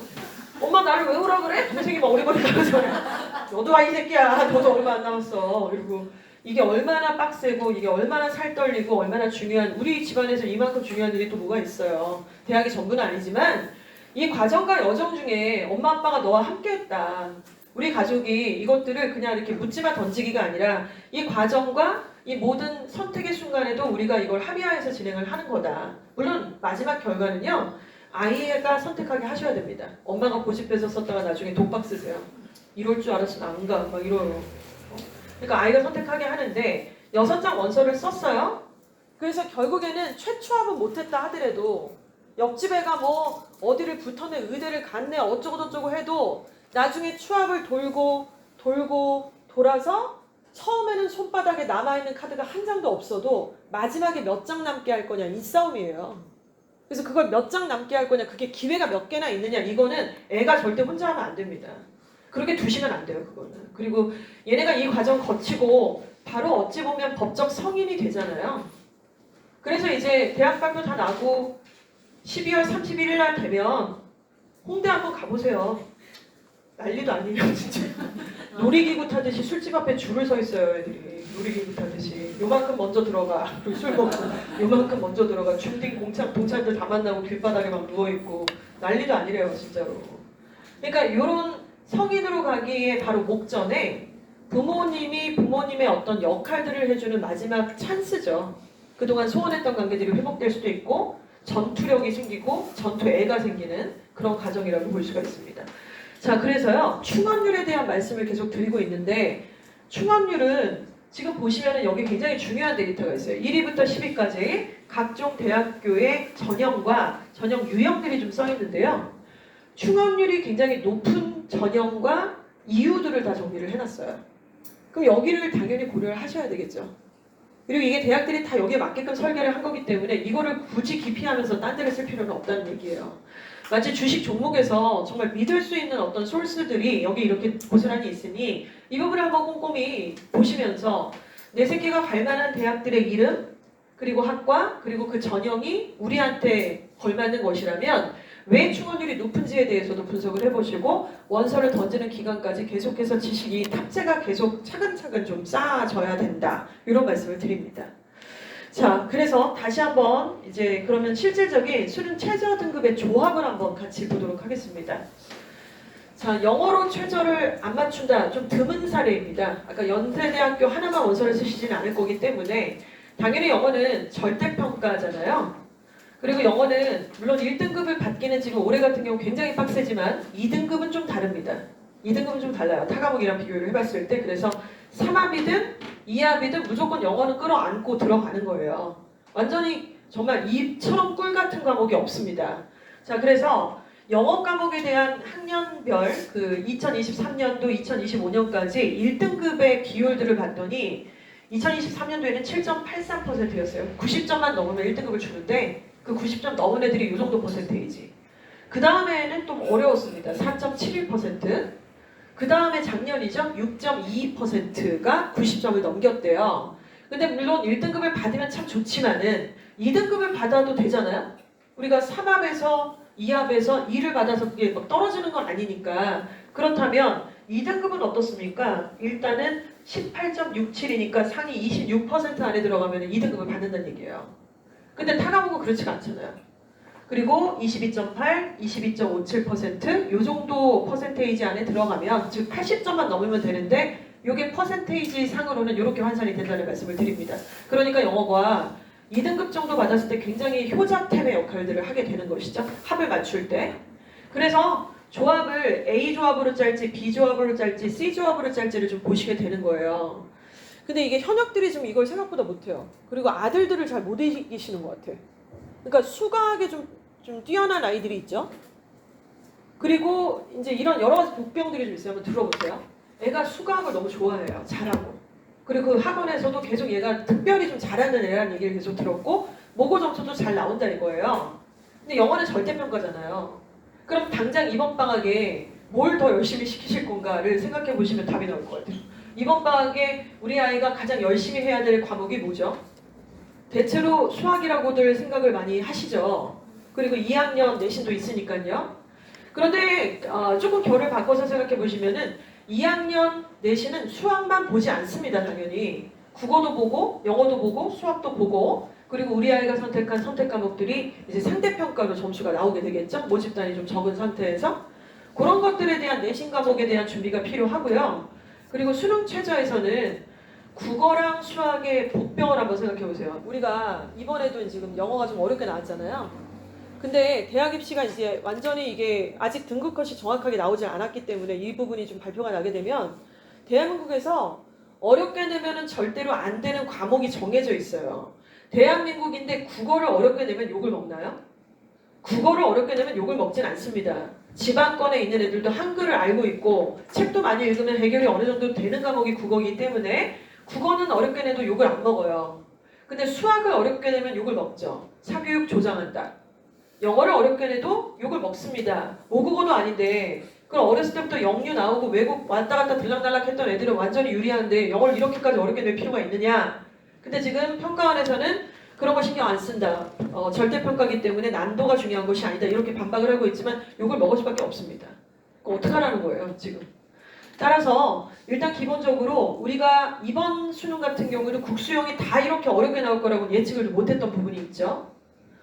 저도 정말 막 너무나 개탄스럽더라고요. 계속 2등급 나왔던 마지막 파이널까지 제 수업 들었던 아이들이 있는데 하나 차이로 3 뜨고 막 이런 거예요. 2점 차이로.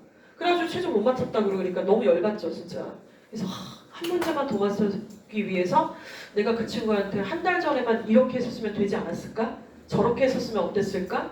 개탄스러워서 잠이 안 올 지경이에요. 그래서 예체능 하는 아이인데 이제 예체능 만점 받아야 된다고 막 지금 준비하고 있더라고요. 잠이 안 와요 솔직히 그런 거 생각을 하면.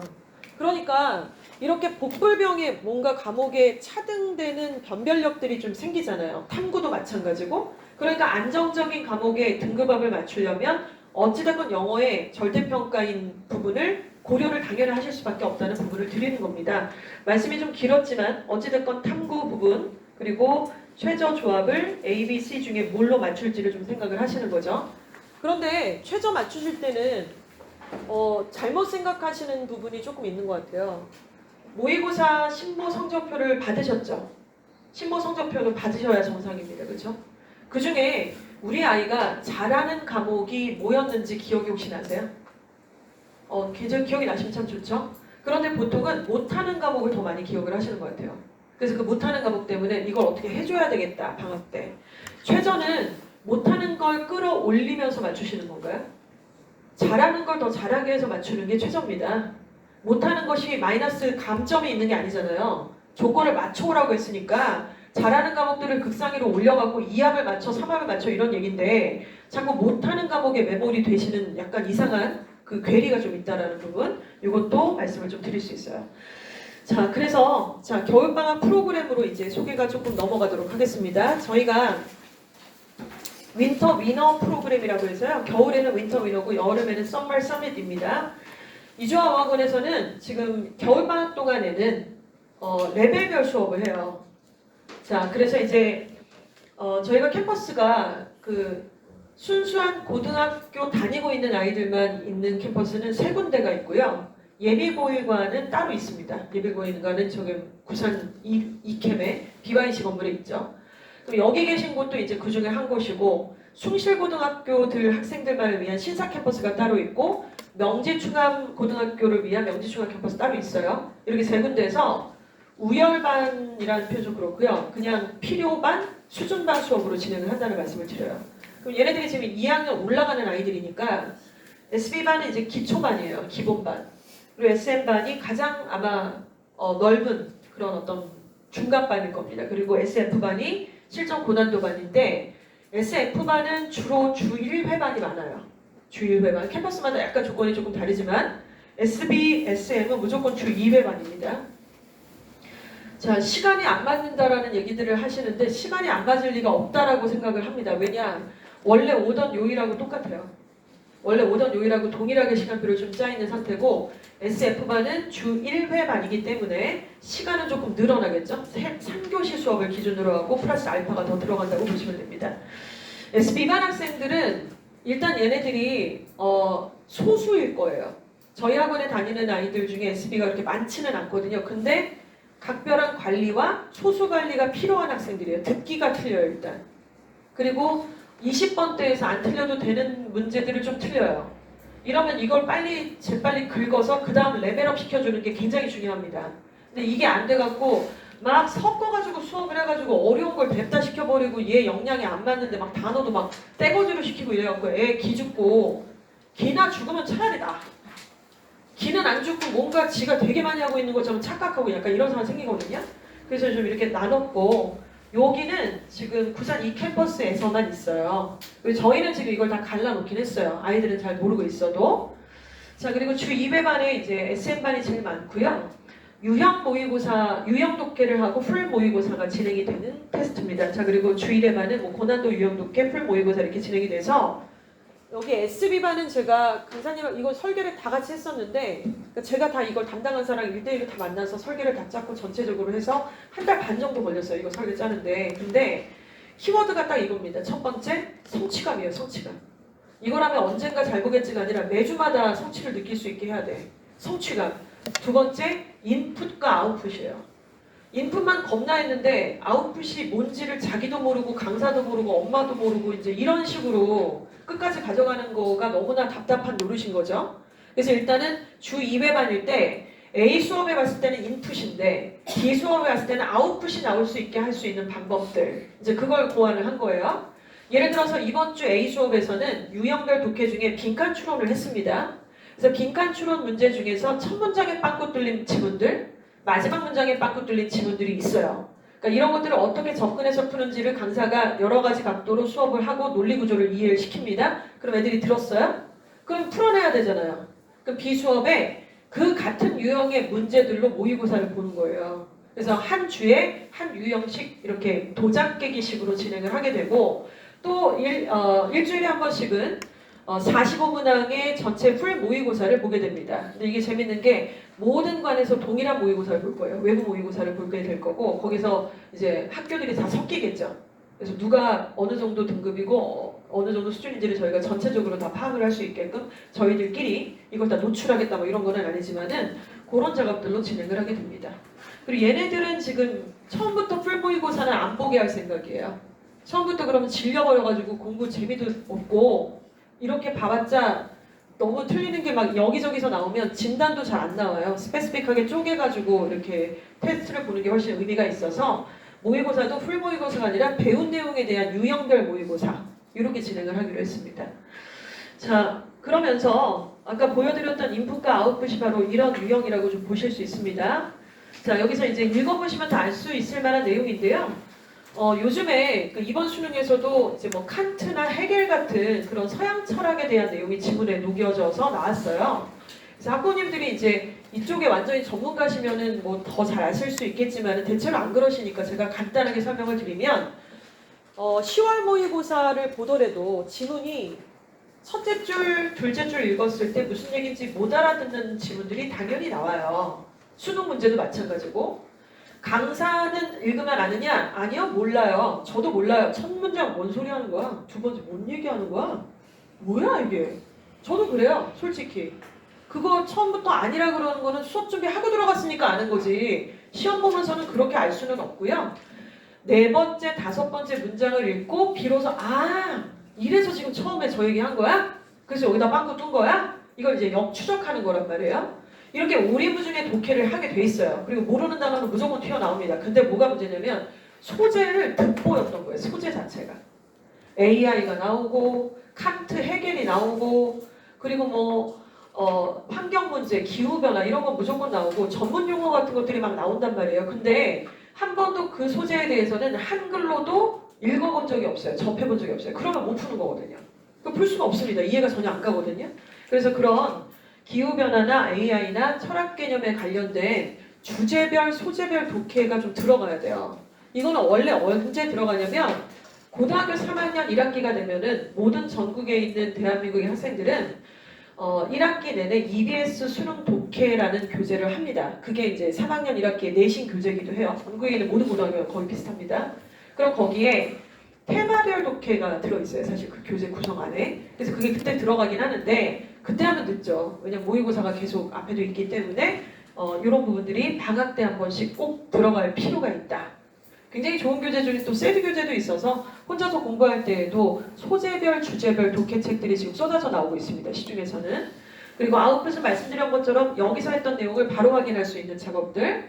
그래서 이걸 공통적으로 드렸던 그 키워드들을 통해서 강사마다 계속해서 설계를 짠 거예요. 그래서 저랑 같이 연구하고 컨펌 받아서 교재를 지금 만들고 있는 작업 중에 있는 겁니다. 내신이 지금 끝마무리이기 때문인 거죠. 자, 이렇게 해서 무턱대고 이 과정을 다 하게 되면 1등급이 나온다. 이게 아니라 3이면 2로, 2면 1로 단계별로 무슨 유형을 어떻게 맞췄는지를 확인해 나가는 그런 과정으로 보실 수가 있습니다. 자, 이제 마무리로 쭉쭉쭉 나가보도록 하겠습니다. 2028 대입을 위한 3가지 확인, 관리, 공감대. 자, 이제 1학년이 딱 끝났죠. 1학년이 끝난 이 시점에서 우리가 확인하셔야 될 것이 3가지가 있습니다. 일단 첫 번째는 당연히 내신 등급일 거예요. 그리고 두 번째는 생기부인데 아직 이거를 평가할 수가 없습니다. 나와 있지 않으니까요. 그리고 기말고사 끝나고는 굉장히 바쁜 일정들이 기다리고 있을 거예요. 학교에서 계속 발표하라고 그러고 뭐 내라고 그러고 이런 게 엄청나게 많아서 그것들을 내신 기간만큼 굉장히 달려들어가지고 꼼꼼하게 다 처리를 하셔야만 합니다. 이거 하고 있나요, 근데? 이거 하는 애들 몇 없어요, 생각보다. 자, 그리고 수능 최저 등급을 위해서도 당연히 해야 되는데 이 트라이앵글. 일단 첫 번째는 SMP 프로그램을 하면서도 느꼈던 게 내신 공부, 모의고사 공부 이런 것들을 구분을 잘 못해요. 심각해요, 심각해. 그리고 생기부도 주제 탐구에 참여하고 있는가? 대체로 안 해요. 안 하는 애들 너무 많습니다. 갈수록. 그냥 수행평가 정도만 내는 거예요.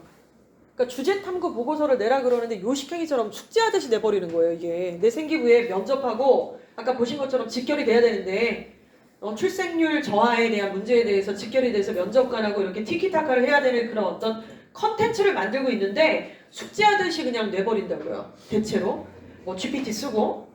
계획하고 선생님하고 소통하고 있나요? 학생들?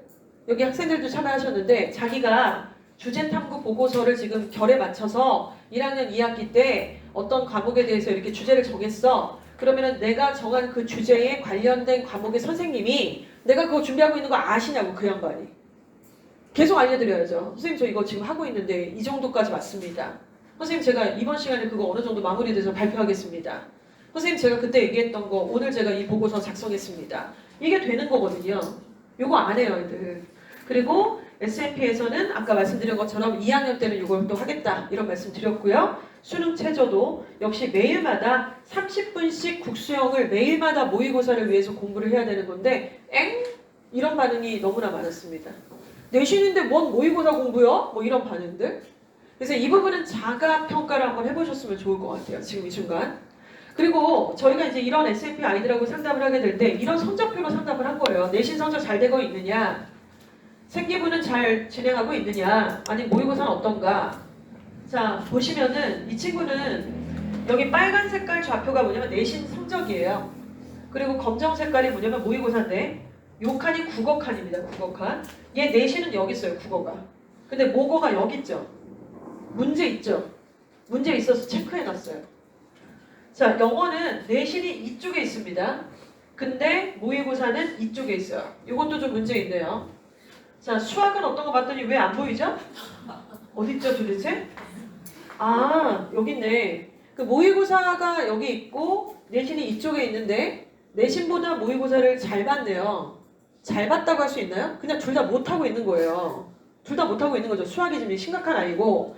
그 다음에 국사하고 통사, 통과를 봤더니 이 과목들의 국사는 좀 여기 있고 통사는 여기 이 정도 2등급 정도에 있고 통과는 또 이제 2등급. 등급으로 봤을 때 2등급이지만 차이가 좀 있는 상태고 그러니까 이 친구 어떤 느낌이냐면 얘는 지금 굉장히 공부 의지가 있는 친구인 거죠. 그리고 암기 과목이 국수형보다는 그래도 조금 앞쪽에 있는 그러니까 성실한 학생이에요. 근데 공부를 중학교 때 딱히 해본 적이 없는 거예요. 자기는 했다고 생각하지만 이게 이제 문제예요.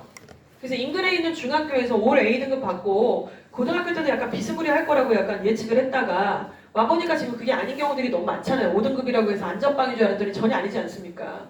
자, 이 친구한테 진단이 나갔습니다.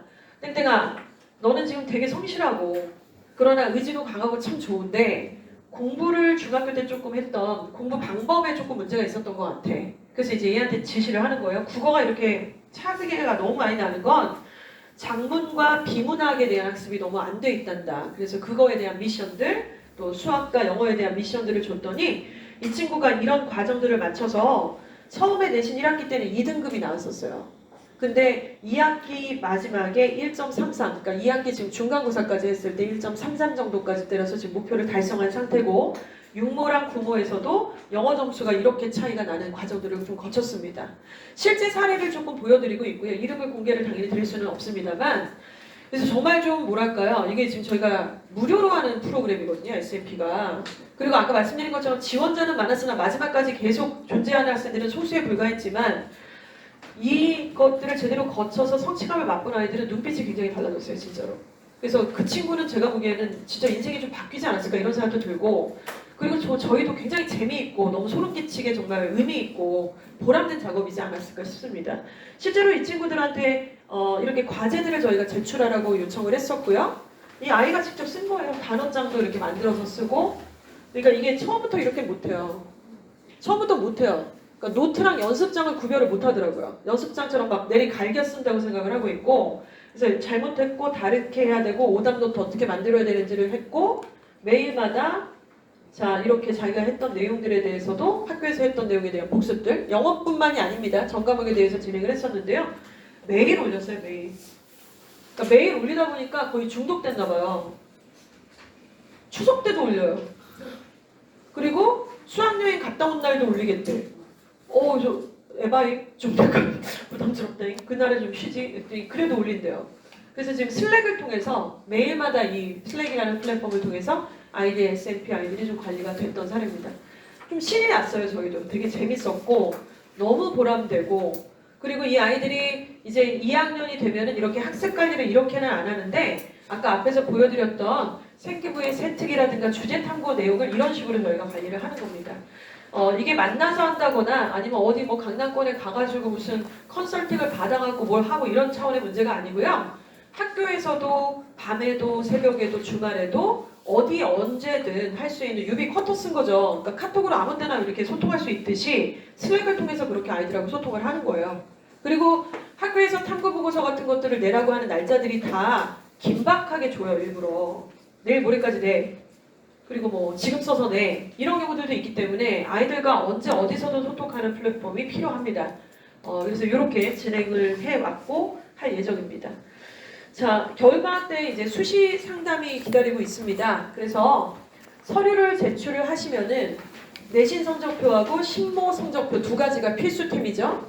그래서 학생과 부모님들이 같이 동반을 하셔서요. 지금 받아 있는 이 데이터를 통해서 가능한 대학, 목표 대학, 학습 목표 공감 내용성 하시고 자, 신청 기간은 12월 23일부터 1월 16일간 신청 기간 조금 길게 잡았습니다. 신청을 빨리 하셔서 날짜를 잡으셔야 원하는 날짜를 잡으시겠죠, 당연히. 그리고 상담은 1월 12일부터 2월 13일까지 한 달여간에 걸쳐서 진행이 될 예정입니다. 근데 방학 때 쉴 경우 어떻게 되나요? 그러면은 저한테 그걸 묻지 마시고 왜냐면 재원생들을 위한 건데 이거를 저희가 쉬는 학생을 위주로 그렇게 짤 수는 당연히 없는 거 아니겠습니까? 그래서 이 순서대로 이렇게 상담이 진행이 될 예정입니다.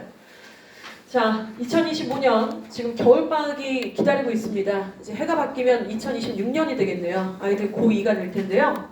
S&P 과정을 거쳤던 아이들처럼 학생의 시작 스타트가 덕성여대나 동덕여대나 한성대나 서경대 정도였을지 모르겠지만 이렇게 목표를 아이들한테 숫자로 딱 박아주고요. How to do에 대해서 구체적인 안들을 주게 되면 아이들은 올라가요. 올라가서 아까 예시로 드렸던 학생들 중에도 이쯤에서 여름방학을 시작을 했다가 지금은 명지대나 단국대, 세종대 정도 코스. 그리고 이제 이 겨울방학이 지나게 되면은 겨울의 묘미가 있잖아요. 여름보다는. 그쵸? 겨울이 길고 진정한 공부를 깊이 있게 할 수 있고 레벨업 할 수 있는 어떤 상승의 기회다 보니까 목표를 이제 시립대나 외대나 경희대, 중앙대 정도 선까지 갈 수 있겠죠. 아이들은 학부모님들보다 더 말랑말랑해요. 생각보다. 그리고 구체적이고 명료한 타겟과 목표와 공감대가 형성이 되면 애들은 해내는 경우들이 꽤 있습니다. 근데 사전에 미리 전제돼야 될 것들은 방금 말씀드린 거죠. 일단 현실에 발을 디디고 있어야죠. 몇 등급인지 일단 까야 돼요. 그리고 최저가 정말 맞는 애인지 아닌지도 까야 되고 그걸 안 까고 묻지마로 달리면은 어디를 향해서 어느 정도의 보폭으로 갈지가 잡혀있지 않기 때문에 절대로 갈 수 없습니다. 이 부분이 이번 방학 때 우리가 준비해야 되고 현실에 발을 디딜 수 있는 전형이다. 이렇게 생각을 해볼 수 있을 것 같아요. 자, 고2 대입을 위한 방향성은 일단은 보여드린 것처럼 이런 과정들을 통해서 고등학교 2학년 대입을 위한 방향성입니다. 일단은 첫 번째는 학생부 교과 전형으로 안정적으로 지원을 해야 돼요. 우리 애들. 우리는 일반고인 걸 잊지 마시고 부안해동하시면 안 됩니다. 교과로 무조건 어느 정도는 쓰실 생각을 하셔야 돼요. 안전빵으로. 그러려면은 내신 등급을 일단은 계속 올리는 작업이 필요한데 내신만 갖고는 안 되니까 최저를 꼭 맞춰야 된다고 말씀을 드렸죠. 아까 제가 여러 학교들의 사례를 보여드렸습니다. 제일 앞자리에 있던 동명여고학생, 예일여고학생, 이화여고학생, 진선여고학생, 한성가고, 대원고등학교 학생이 이렇게 딱 있다면 우리는 일반고니까 내신 올리고 최저 맞춰라 이런 말씀 드렸어요. 두 번째, 학생부 종합전형으로도 원서 써야 되는데 학생부 종합전형에서 면접형과 서류형, 면접형은 원래 있었는데 서류형이 새로 신설이 되더라. 거기서 없었던 최저를 자꾸만 걸고 있다 지금 대학들이. 최저 말씀드렸습니다. 여기 무전공, 자율전공도 여기에 해당이 됩니다. 자율전공도 서류의 진심인지를 보겠다는 거예요. 아까 앞서서 보여드렸던 사례처럼. 진로 역량과 공동체 역량을 위한 활동을 구체화시켜야 됩니다. 자, 이걸 통해서 아까 보여드렸던 서류와 면접을 준비를 하는 거고요. 각 학교에서는 예를 들어 충암고에는 수리수리 마술이라고 하는 특화된 동아리가 존재하죠. 그쵸? 그리고 그 동아리를 필두로 해서 학교에서 하는 지역사회 공동체 프로그램이라는 이름을 갖고 있는 프로그램이 존재합니다. 하시라고요. 이거 3학년 올라가면 안 해요. 1, 2학년들이 주도가 되는 건데 1학년 때 했나요? 숭실은 실리라고 하는 유명 동아리가 있습니다. 그렇죠? 또한 빛과 소금 프로젝트라고 하는 학교 프로그램이 있습니다. 생각을 해보세요. 방금 말씀드렸던 지역사회 공동체, 그리고 빛과 소금 프로젝트, 또 선정고등학교에는 뭐가 있습니까? 드림 창의융합 프로젝트 이런 것들이 있는데 이거 다 하는 거 아니에요. 제가 지금 명명했던 이 프로그램들은 전교생을 대상으로 하고 있지 않습니다. 그러면 당연히 뛰어나고 우수한 학생들을 대상으로 선별을 했겠죠? 빛과 소금 프로젝트는 아이들이 4-5명이 한 팀이 되거나 해서 어떤 토픽을 짜서 이것으로 우리가 프로그램에 참여하겠다라고 발표를 하는 거예요. 1년 내내 동안 한 학기 이상 동안 학교에서 프로그램에 참여를 시켜주면서 결과물들을 확인받는 프로그램입니다. 근데 지금 말씀드렸잖아요. 전교생을 대상으로 하는 게 아니라고요. 이거 왜 하는 거예요? 서류 면접. 서류 면접. 서류 면접 위에 아까 타이틀이 뭐였죠? 상위권대요. 상위권대요. 전교생을 대상으로 할 필요가 없죠. 자, 이렇게 프로그램이 있는데 내신만 하시면 안 되겠죠. 그렇죠? 준비하셔야겠죠? 2학년이 되면 2학년들이 참여할 수 있는 프로그램들까지입니다. 3학년 때 못해요. 1학년 때 안 했다면 2학년 때 하셔야 되고, 그럼 제가 언급을 안 했던 다른 고등학교는 어떻게 되는 겁니까? 대성과 예일은 그냥 원래 학교 프로그램이 다 돼 있어요. 거기서 그냥 참여하시면 돼요. 학교에서 하는 그 모든 프로그램에 하라 그러면 하면 돼요. 나머지 고등학교는 잘 모르겠어요. 솔직히. 잘 모르겠어요. 잘 모르겠다라는 말씀을 새겨드리시면 좋겠습니다. 특단의 조치가 필요하시겠죠? 자, 결론. 수능 최저 3합 7 목표, 3합 8 적정, 2합 5 안정. 2합 5는요. 2합 5를 목표로 하는 애는 2합 5를 못 맞춰요.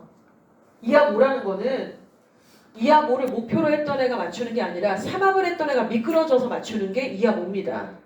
그래서 3합 7이 목표고 3합 8이 적정이고 2합 5가 안정이라는 말씀을 드릴 수밖에 없죠.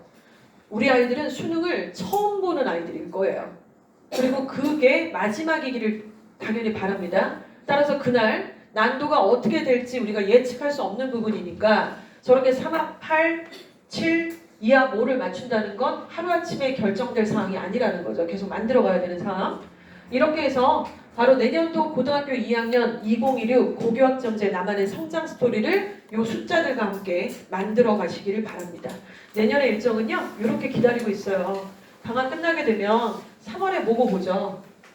자, 그리고 4, 5월에 중간고사 또 시작하고 올해 한 해 동안 진행됐던 일정들이 고스란히 복부처럼 진행이 될 텐데요. 겉으로 보기엔 똑같아 보이지만 이제 2학년에는 선택 과목들이 들어와 있고 그 선택 과목들 또한 상대평가를 하게 되고 등급은 1이 아닐 확률이 훨씬 더 높을 겁니다. 그러면서 생기부가 진로 역량들에 맞춰서 드디어 메이드가 되어져가는 과정일 거예요. 1학년 때 만들었던 생기부에 대한 내용은 3월달 초 정도면 학부모님들이 보실 수 있을 겁니다. 열람을. 그때 저희한테 또 제출을 하시면은 생기부 진단 상담들을 또 하시게 되고요. 그걸 토대로 2학년에서 어떤 탐구보고서의 주제를 잡아서 진로 과목이랑 같이 할지를 디테일하게 상담 일정들이 또 잡혀 있으니 이런 여정들에 같이 함께 해주시면 너무 좋을 것 같습니다. 자, 준비사항은 여기까지고요. 질문이 있으시면 같이 또 답변 드리겠습니다.